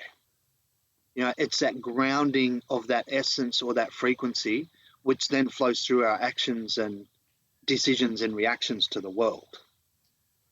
So when we see this tragic figure of this dude on a cross and he died for our sins, then you're making something quite abstract and non-reachable, which again is where someone can step in and use it for power. And you're also then taking away the power. You're also giving that power to someone else. You can't save yourself. Someone has to come and save you. Yep. Yeah, it's sort of designed to make you powerless, to keep you down. Yep. It's not designed to elevate you at all. It's designed to keep you down and forget that you can actually you can save yourself. You don't need someone else to do it. Yeah, you don't need intermediary between you and spirit. Yeah. So as a shaman, and people could wonder, like, why would I call myself a shaman? A plumber calls himself a plumber, an electrician calls himself an electrician. I have a skill set the same as a plumber or electrician. It's just maybe a little bit older. The term shaman actually is a Tungus term of Shaman, and we've anglicized it. This Mercedes Eliade, a wonderful author who wrote about shamanism, he anglicized this word to have a cross-cultural, I guess, reference to what a shaman is. So when people ask, so what do I do? Well, first of all, I don't run around with feathers in my hair and all that kind of stuff, wearing buckskin, because it's not my culture. but I have a foot in the invisible world and a foot in the physical world. I can work either by distance, as I did with you, or I can work one-to-one and manipulate or work with the invisible energy so it impacts the physical. So if somebody comes to me as a client, I assess their energetic condition, and that's done through a perception of what's going on, but it's also sort of like a qualification or a diagnostic of the emotional state of mind and of mental state of mind, or state of being, I should say. We have weaknesses because of trauma. All of us have trauma. It doesn't matter. Like I've had trauma. That's why I got into this work in the beginning, because I knew I was fucked up, and I didn't trust religion. I didn't trust spiritualities because there was no practical aspect to it, but I knew that there needed to be healing. So when I work with a client, the first part of the session is working with that energetic structure mechanically, like being the mechanic for that, for the aura, for the hara line and the core star stuff. But then it's working deeper with soul flight or getting at the psychological stuff. Because as weak human beings, if we're fractured up and we've got holes and energetically we're weak, we become mentally pliable. We become emotionally volatile. And we're at the thin end of the ice spectrum. So my whole idea is that I want to, one, fix you up energetically, but also reconnect you to lost power or fractured pieces. So, and do it in a way that you can also do for yourself later, or you can re-experience. And that brings back an energetic quality to the person or to the physical body. There's a better alignment between the invisible and the visible. And that is felt just in your sense of well-being, like your confidence, your emotional stability, the lack of like anxiety or depression or, not immaturity, the insecurities and this kind of thing. So when we have that power energetically structured, we're in a better place to deal with what we need to deal with. So as a healer and as a shaman, that's my job to do that. I also work with plants in ceremony. So my two plants are San Pedro, which is Wachuma from the Andes, and Santos Niños, or the mushrooms. Worked a lot in ceremony with the ayahuasca shaman. So there's that work as well as the one-to-one work. Clearing houses or clearing space, or, connecting people with land. That's also a shamanic job or tradition. Guiding of souls. So, so back in the day in a tribal situation, it would have been one person or, one or two people would fulfill the duty that we've now given to medicine, psychology, spirituality. We've as a Western culture, we've compartmentalized everything and separated it. So would you be, I guess, what you could maybe term a clever man in the original Australian terminology, like Yep. they call people a clever man, or a kadaicha. Was that one of the other words? What was the word that you used before? Kadaicha, Karataji, right? Is another expression. Or, as one of my favorite ones, if I go to Saudi Arabia, they cut my head off because I'm a sorcerer. Ah, yes, right. You're a sorcerer. It's the same tag, yeah. So like a clever man, again, that's somebody they call them clever because not only do they know different things, but it's applicable. So it was my mid-20s when I realized that if I could not physically and practically apply my knowledge right here, right now, it wasn't worth shit. And that really made me get down to honing these techniques. So, everybody can learn a technique, and that's not a problem. It's not an issue. There's shamanic techniques that people can learn also, but it comes down to really, in the end, I never chose this job. I never chose to be a shaman. If I could have my way, I would have been a cinematographer. I'd rather have worked with film. Yeah, right. Film and art. But spirit picked me for different reasons. So my earliest experience was a kid, and I grew up in next to Parramatta in Sydney in a place called Rose Hill, which is right next to the race course. And our family business was racehorses. So, I used to go out the stables when they had that break time between 9 and 2. The stables were very quiet because they were resting from doing the early morning work and getting ready to do the afternoon work. And I used to love that space because it was, in the morning, it was all hectic. It was chaos. There were horses and people and noises everywhere. So before I was going to school, because I can remember walking around in there and just loving this silence. But we also had a drain. And I remember this one day I went down, looked in the drain, and there was a snake coming up out of the darkness. And it was beautiful. It was scary at the same time, and it was coming up from the dark. So I, as a kid, I ran off to tell my dad, and because snakes and horses don't mix, then everybody's out looking for the horse. And my dad said to me, like, what was the color of the snake? What did it look like? And I said, it was black because it was coming out of the dark, but it had red. And then so they started to think it was a red-bellied black snake. And then I come out with the rest of the colors. It was gold, it was purple, it was blue, it was green. And they were like, stupid kid, like Fantasyland kind of thing. But I saw that coming out of the drain, and I still see it in my mind's eye.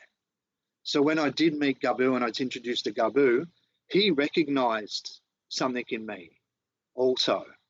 And when I explained to him about what I'd seen, he said to me that was the reason why he would sort of taken me under his wing at that point, because he understood that I'd seen the dreaming. And, but then again, I had a dream about American Indian in a cowboy suit. And in the dream next to him was this energy that was all form, all mass, but there was no form to it. It was just this very big ball of energy. So that guy turns out to be real. He was an Apache shaman that I met in person. And also one of the humblest little learnings that I got early, because in my mind, I'm like an Indian in a cowboy suit. What's the dichotomy on that, And I asked him, like, Apache Paul, how come you're wearing a cowboy suit if you're an Apache shaman? And he looked at me like, like I got a lot of looks back then. And that look said white boy. It was like it was written across my forehead, white boy question. And he just said to me, I'm a professional rodeo rider. So again, look at the reality, look at what's real. You're going to get the real answer to it. Yeah. But he took me under his wing, a Maori tohunga when I lived in New Zealand, the tohunga or the Maori shaman for Cape Reinga. Paneha, he also took me under his wing and taught me. Shaman in South America that we worked with, and my last actual teacher, who when the teachers die, you can talk about them, but until they die, you can't actually mention their names, which is I always think's a funny thing. But my last teacher, he was Ross Heaven, and he's written, for people that want to read about this stuff, he was he's like a contemporary Joseph Campbell, been described at. He's written probably the most books on shamanic work and the plant medicines that one person has put together. And you can find his work on Amazon. And that's Ross, Ross, Heaven, Heaven. Awesome dude, awesome guy to learn off. And I was really very lucky and privileged that he let me into his life, because there was a lot of people that knew him and worked with him and stuff. But he was a powerful, powerful man that showed me things and it had to be practical. It had to be practical. You could talk about, like he said, like if two shamans are going to get together and talk about spirits for 4 days, it's like two plumbers talking about pipes. It gets boring. So let's do it. You're either going to be in ceremony, have a plant, or do the work. But Ross was the only one that really explained what he was teaching me. Right. Everybody else would say, can you do this? And if I could do it, it went on to the next layer or the next section. But if I couldn't do it, it was complete change of subject. Let's do something else. Right. So we won't teach you this if you can't do it, or do you end up getting to the point where you can do it? Well, it's more to the point, and this is the big thing that people don't understand with shamanism. Shamanism is not about spirituality. It's not about your belief structure. It's about power. So you either have the power to do it or not. We don't have pieces of paper saying that we can do things. Our ability purely comes down to what effect we have. So power doesn't belie your connection to God or to creation. You can be a white magician or a black magician. It's the same thing. So first of all, you need to have power in the invisible world is to have an energetic content within yourself. Some people, when they do journey work, they can't see things. They might be able to feel it. Some people might see, like I see 3D movies. So my energetic power structure is different to somebody else, to the person that can't see it. But you also need to be chosen or picked by the invisible world as to be a vessel for that power. Right. So you can't just go, so I can't just go, right, I'm sick of doing what I'm doing now. I want to be a shaman if I haven't had some sign that I should be doing that. I can't just decide, oh, well, I'm going to do it now. Well, you get your signs. Like for me, when I was younger, I had the same book jump off 3 bookshelves at 3 different bookstores. Right. And for me, I just picked up the book, looked at it and put it back on the shelf. It wasn't until the last time I thought maybe I should read this book because it appears to be the same book. Got it. Yep. And that was a book called Native Healer by Bobby Medicine Grizzly Bear Lake. So it was giving me subtle hints back then. But the difference, like people can go to workshops and be taught shamanic techniques. You can read books and learn shamanic techniques. You can also learn how to change the oil filter in your car from a book. There's no problems with that when you get down to technique and ability. But the difference comes to like when you start to hit the thin ice or the trouble. So if I come up against a problem that I've never experienced before, is going to be different than someone who's been book learning or went to a workshop and they come up against a problem that they've never experienced before. Their book can't teach them something that's not in there. Whereas I'm lucky that because I've had my teachers, I have lineage behind me. So my lineage can come forward and not only protect me, but also uphold me and probably start to then teach me how to get past this potential problem or challenge. So it always comes down to you can either do it or you can't. Yeah. And if you can do it, you do it and go to a bit more depth with it. But if you can't, get on to the next thing.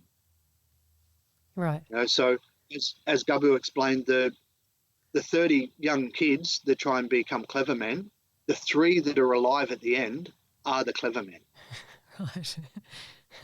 So and you can't, you can't get a better example of that is the ones that actually die doing it.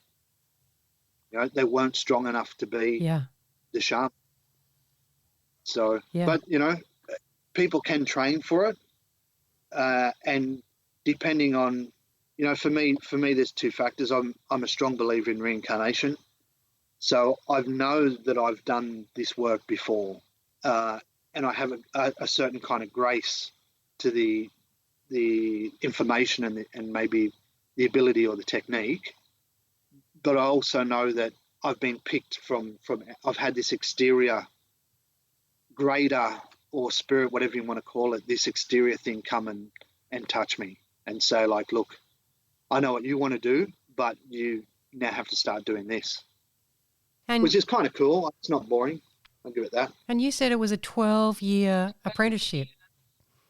That was my first teacher, yeah. Your first teacher was a 12-year Just my apprenticeship. first teacher was, yeah. Yeah, And he right. wasn't a shaman, Right. So what was he He teaching? would come under, like, he would be more alchemist, but also, one thing he was big on was physics, because spirituality and physics are the same mechanism. It's an energetic principle.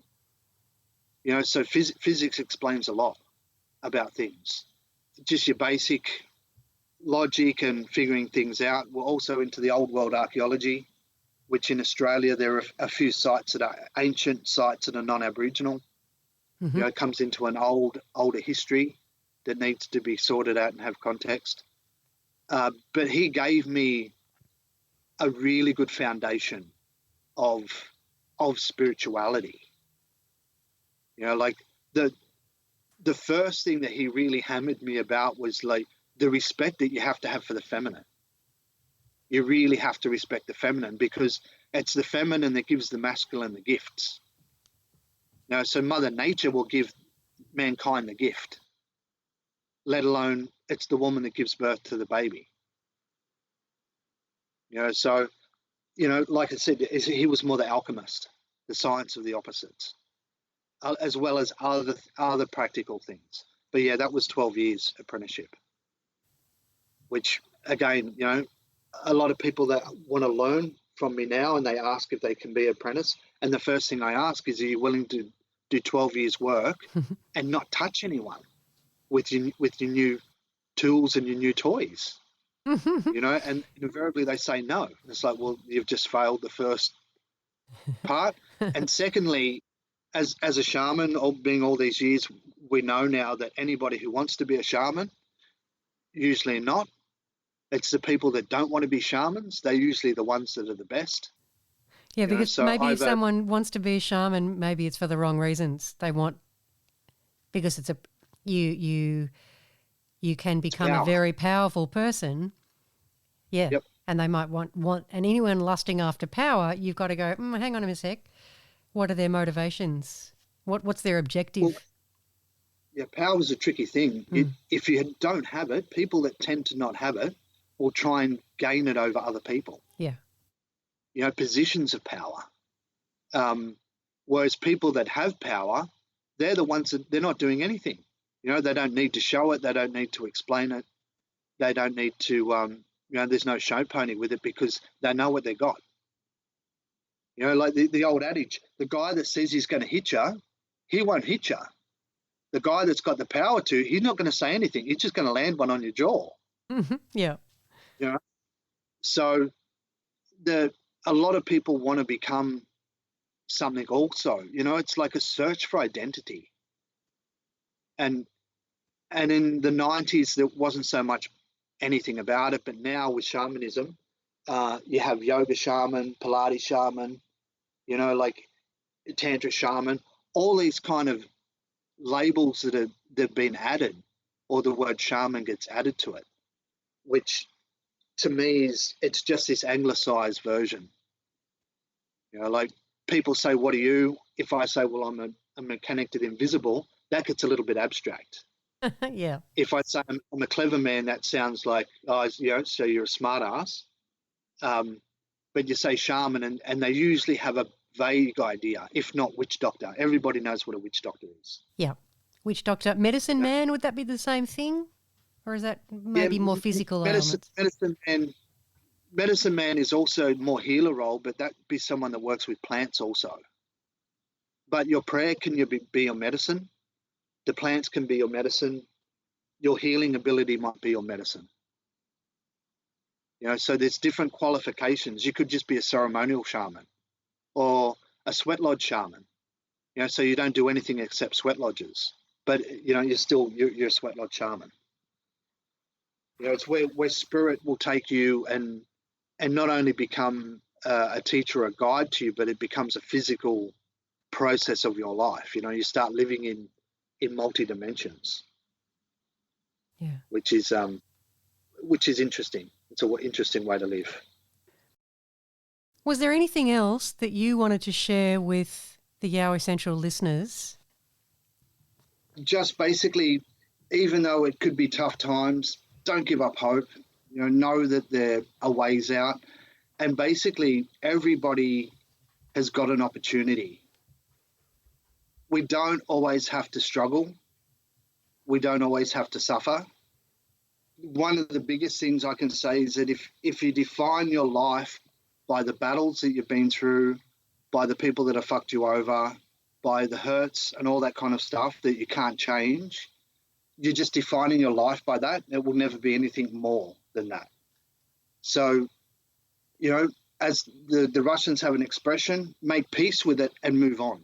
Just make peace with it. And however you need to, whatever you need to do that, then, that's part of the soul's journey and healing. But the greater thing at the moment is don't get caught up in the bullshit that's being bandied around by people. Define your life by who you want to be, how you want to be, and where you want to be, and you head towards that. So if you can't get over the girlfriend that broke your heart 25 years ago, you're never going to meet someone who could probably put that heart back together and show you a really good life, because you're just defining yourself by a broken heart. And that's all you'll ever be. So we all have struggles. We all have pain. Be kind to yourself. Be kind to other people. Help yourself and help other people. Because really the one thing that we can have that's for free is gratitude. And as a victim, people that feel like nothing goes good for them, they can have the gratitude that these problems are making them look at something they'd be too lazy to look at otherwise. So adversity is not anything that's trying to kill you. If you look at it as the challenge, you can even be grateful for that. But again, it's easy for me to say it as opposed to I'm not sitting in somewhere I don't want to be with, maybe a family situation I don't want to be in, and I feel that the world is against me. At one point in my life, everything I touched turned to shit. It wasn't until I sort of got on my path that life started to become less stressful, I could say. And the reason why I did the shamanic work was for me. It was for my own health, my own state of mind, my own spirituality, and I had to help myself. And in doing so, I had people pop up on the way. So when you take that one step forward, the universe will take 10 towards you and will help you with what you need to be doing. It's just, first of all, just have gratitude with who you are and how you are with what you've got, because it's too easy to have the shits with what you don't have and want to be something that you're not. And a lot of society has been brought into this game because, again, it makes us weak. When we are strong, emotionally, physically, mentally strong, and we're connected, we can get through any challenge, really any challenge. And more than anything, we're willing to help somebody else that can't help themselves as easy. And to me, that's the true humanity. It's not this divisive, hate him, hate her, judgment, jealousy kind of thing. People can't tell it, they've got it better than I've got it. We can never tell the quality of pain other people are holding. Like for me, I can hear in the quality of laugh someone has had that they've had pain that you couldn't even imagine. So we're all suffering, but we can all help each other and we can all help ourselves. Which, don't give up, people. Don't give up on yourself and don't give up on the people around you. Be wary, yeah, for sure. There's a lot of things want to kill you in nature. Nature is quite harsh. It's cutthroat. But that's why we have humanity also in human nature, is that we can help other people. We can help ourselves. But, free will. Free will in the ego. Indeed. Indeed. The ego. The ego. I think life is about conquering that, isn't it? Or learning to have an equilibrium with that ego. What you were talking about reacting to people when they've done you wrong or said something that you don't like or they've hurt you. It's that being able to step back and go, well, this person's actually got a story behind them and they've got their own issues going on and they've attacked me because they've got their own stuff. So I'm going to not react to that. Yeah, don't take it personal. Yeah.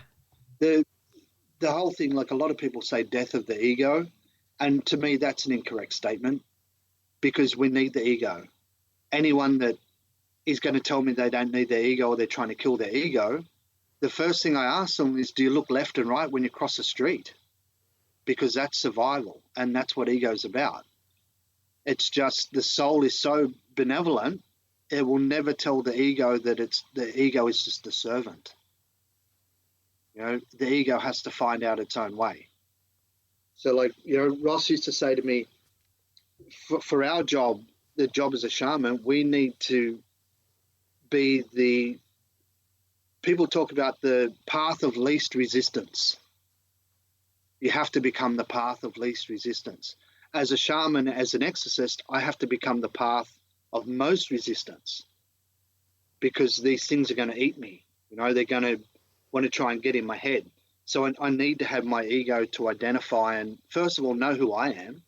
And if anything's trying to sort of fuck with me in that way, but also know that I'm there to do a job better than they're doing their job. Mm-hmm. So if a demon is trying to destroy you, then I just need to do my job better and shift it, you know, become a bouncer of sorts. And you need your ego. But my ego can still be humble. And to be honest, the work that I do, it humbles, you know, it's almost like a self-perpetual humbling thing every time because I know I'm just the intermediary between the client and spirit. You know, I'm that bridge in with a foot in both worlds. But to give someone a quality of life back that may have lost or slipped away, that humbles the shit out of me to be able to do that. Yeah. Because that's really what it's about. Yeah. You know, we are on a planet of suffering, but if you know how to suffer, you don't suffer. There's no need to. No. We make it hard for ourselves as we make it. You know, so healing doesn't have to be about going through your pain. You need to maybe identify where the pain comes from and if there was a source of trauma, but you don't have to keep living that trauma just to be healed. Which is what I want to say to people is have hope that you can get through, you can find things out. There's information that you can access. And at this point in time, our consciousness is a lot more ready to accept the invisible component of our body than it did 10 years ago even. You know, it's talking to people about Harrowline 10 years ago, they looked at you like you had 5 heads. And how come this thing is not accessible when now it is a lot more accessible because we're a lot more sensitive as a race, you know. We're being turned up. Things are getting quicker is another way that they put it. Like the veil's a thing, you know, things are getting quicker. What was it, the last week? They said that the Earth actually spun the fastest day that it spun on record. Oh, really? I didn't hear that. Wow. You know, so physiologically or physically, if the Earth is spinning quicker, the sun's starting to wake up again. We're on a timeline that's raising the frequencies. And the Shaman frequency apparently is going ballistic. Yeah. That Shaman resonance. Well, yeah. A Shaman resonance. Yeah. And that's also indicative of the resonance of our own energy field.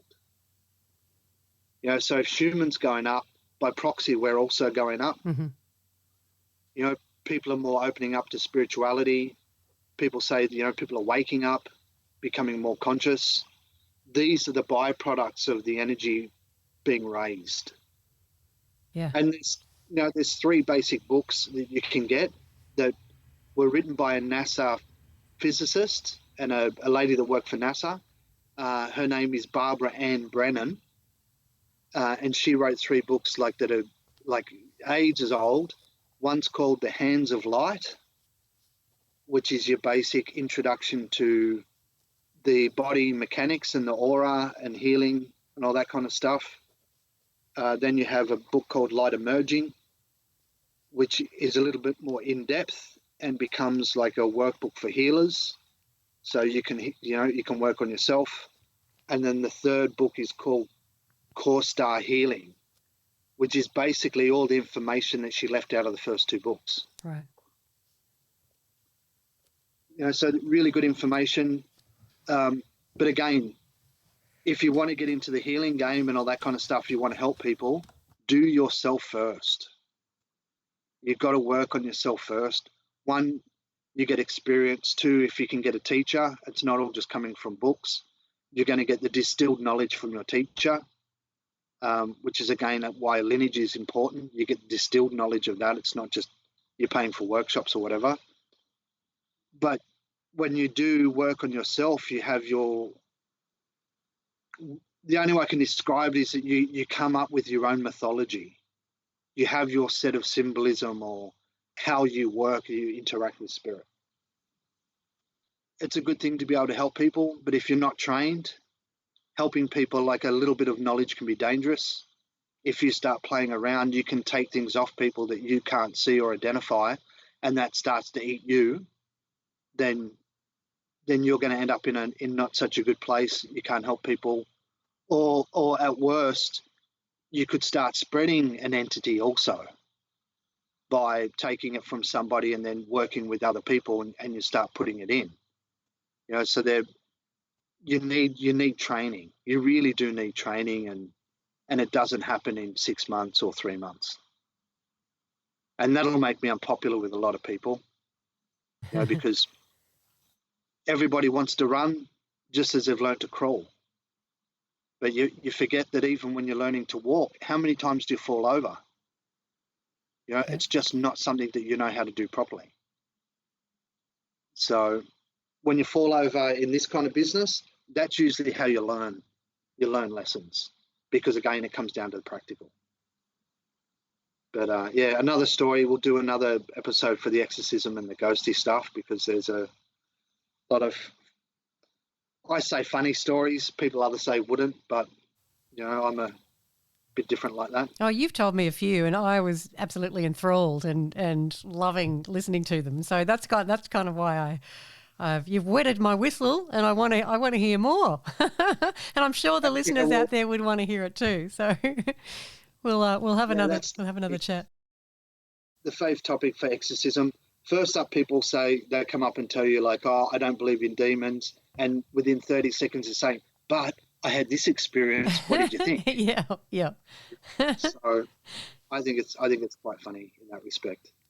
But, and again, as who I am, I guess, I would rather laugh at something and make a bad joke about it, have that dark, dry Australian humour, than to let something worry me and get in my head. Yeah. Because once it's in your head, it can start doing a lot of damage to your self-esteem, to your own reactions to life. But, once it's in your head, it can be harder to get out of as well. Cool. Well, Darryl, thank you so much for sharing all of that information. I'm so grateful to you, and I'm sure there will be listeners, Yowie Central listeners out there, who will take away a lot from what you've just shared. I really appreciate it a lot. We've covered a lot of different things, so I just hope it makes sense to people, because it hasn't exactly been go down the street, turn left, turn right, go down the other street across the park. We've gone all over town. That's totally fine.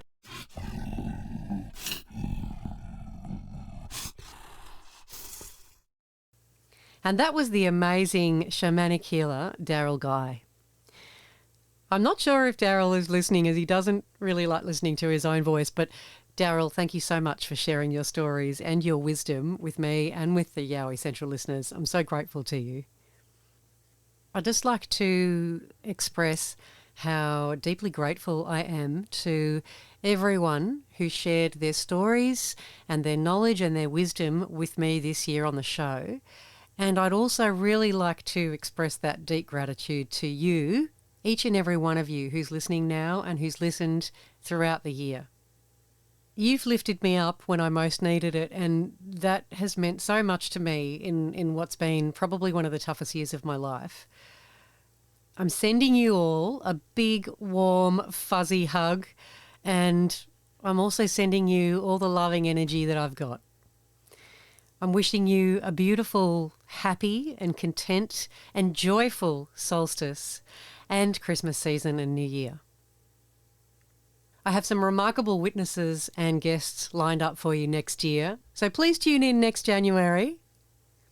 So remember, if you've seen a Yowie or you've experienced something strange and mysterious, I would love to talk to you and hear all about it, and the Yowie Central listeners are dying to hear about it as well.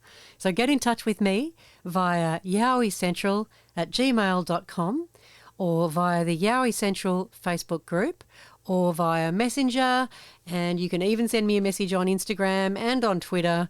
I don't always look at those, but I will get back to you eventually. So stay safe, and I'll catch you next year. Out in the cold, out in the dark, something's lurking at the edge of the park. People be warned, people beware, there's a storm on the rise and it's covered in hair. Hear him cry, hear him howl, looking for someone to disembowel. Claws like a hook, eyes like coal, feet so big they're gonna crush your soul. They call him Sasquatch. Out in the night when nobody can see, under the darkness behind the tree. Is he a monster? Is he a man? Is he a demon under Satan's command? Hear him cry, hear him howl, looking for someone to disembowel. Claws like a hook, eyes like coal, feet so big they're gonna crush your soul. They call him Sasquatch. Yeah!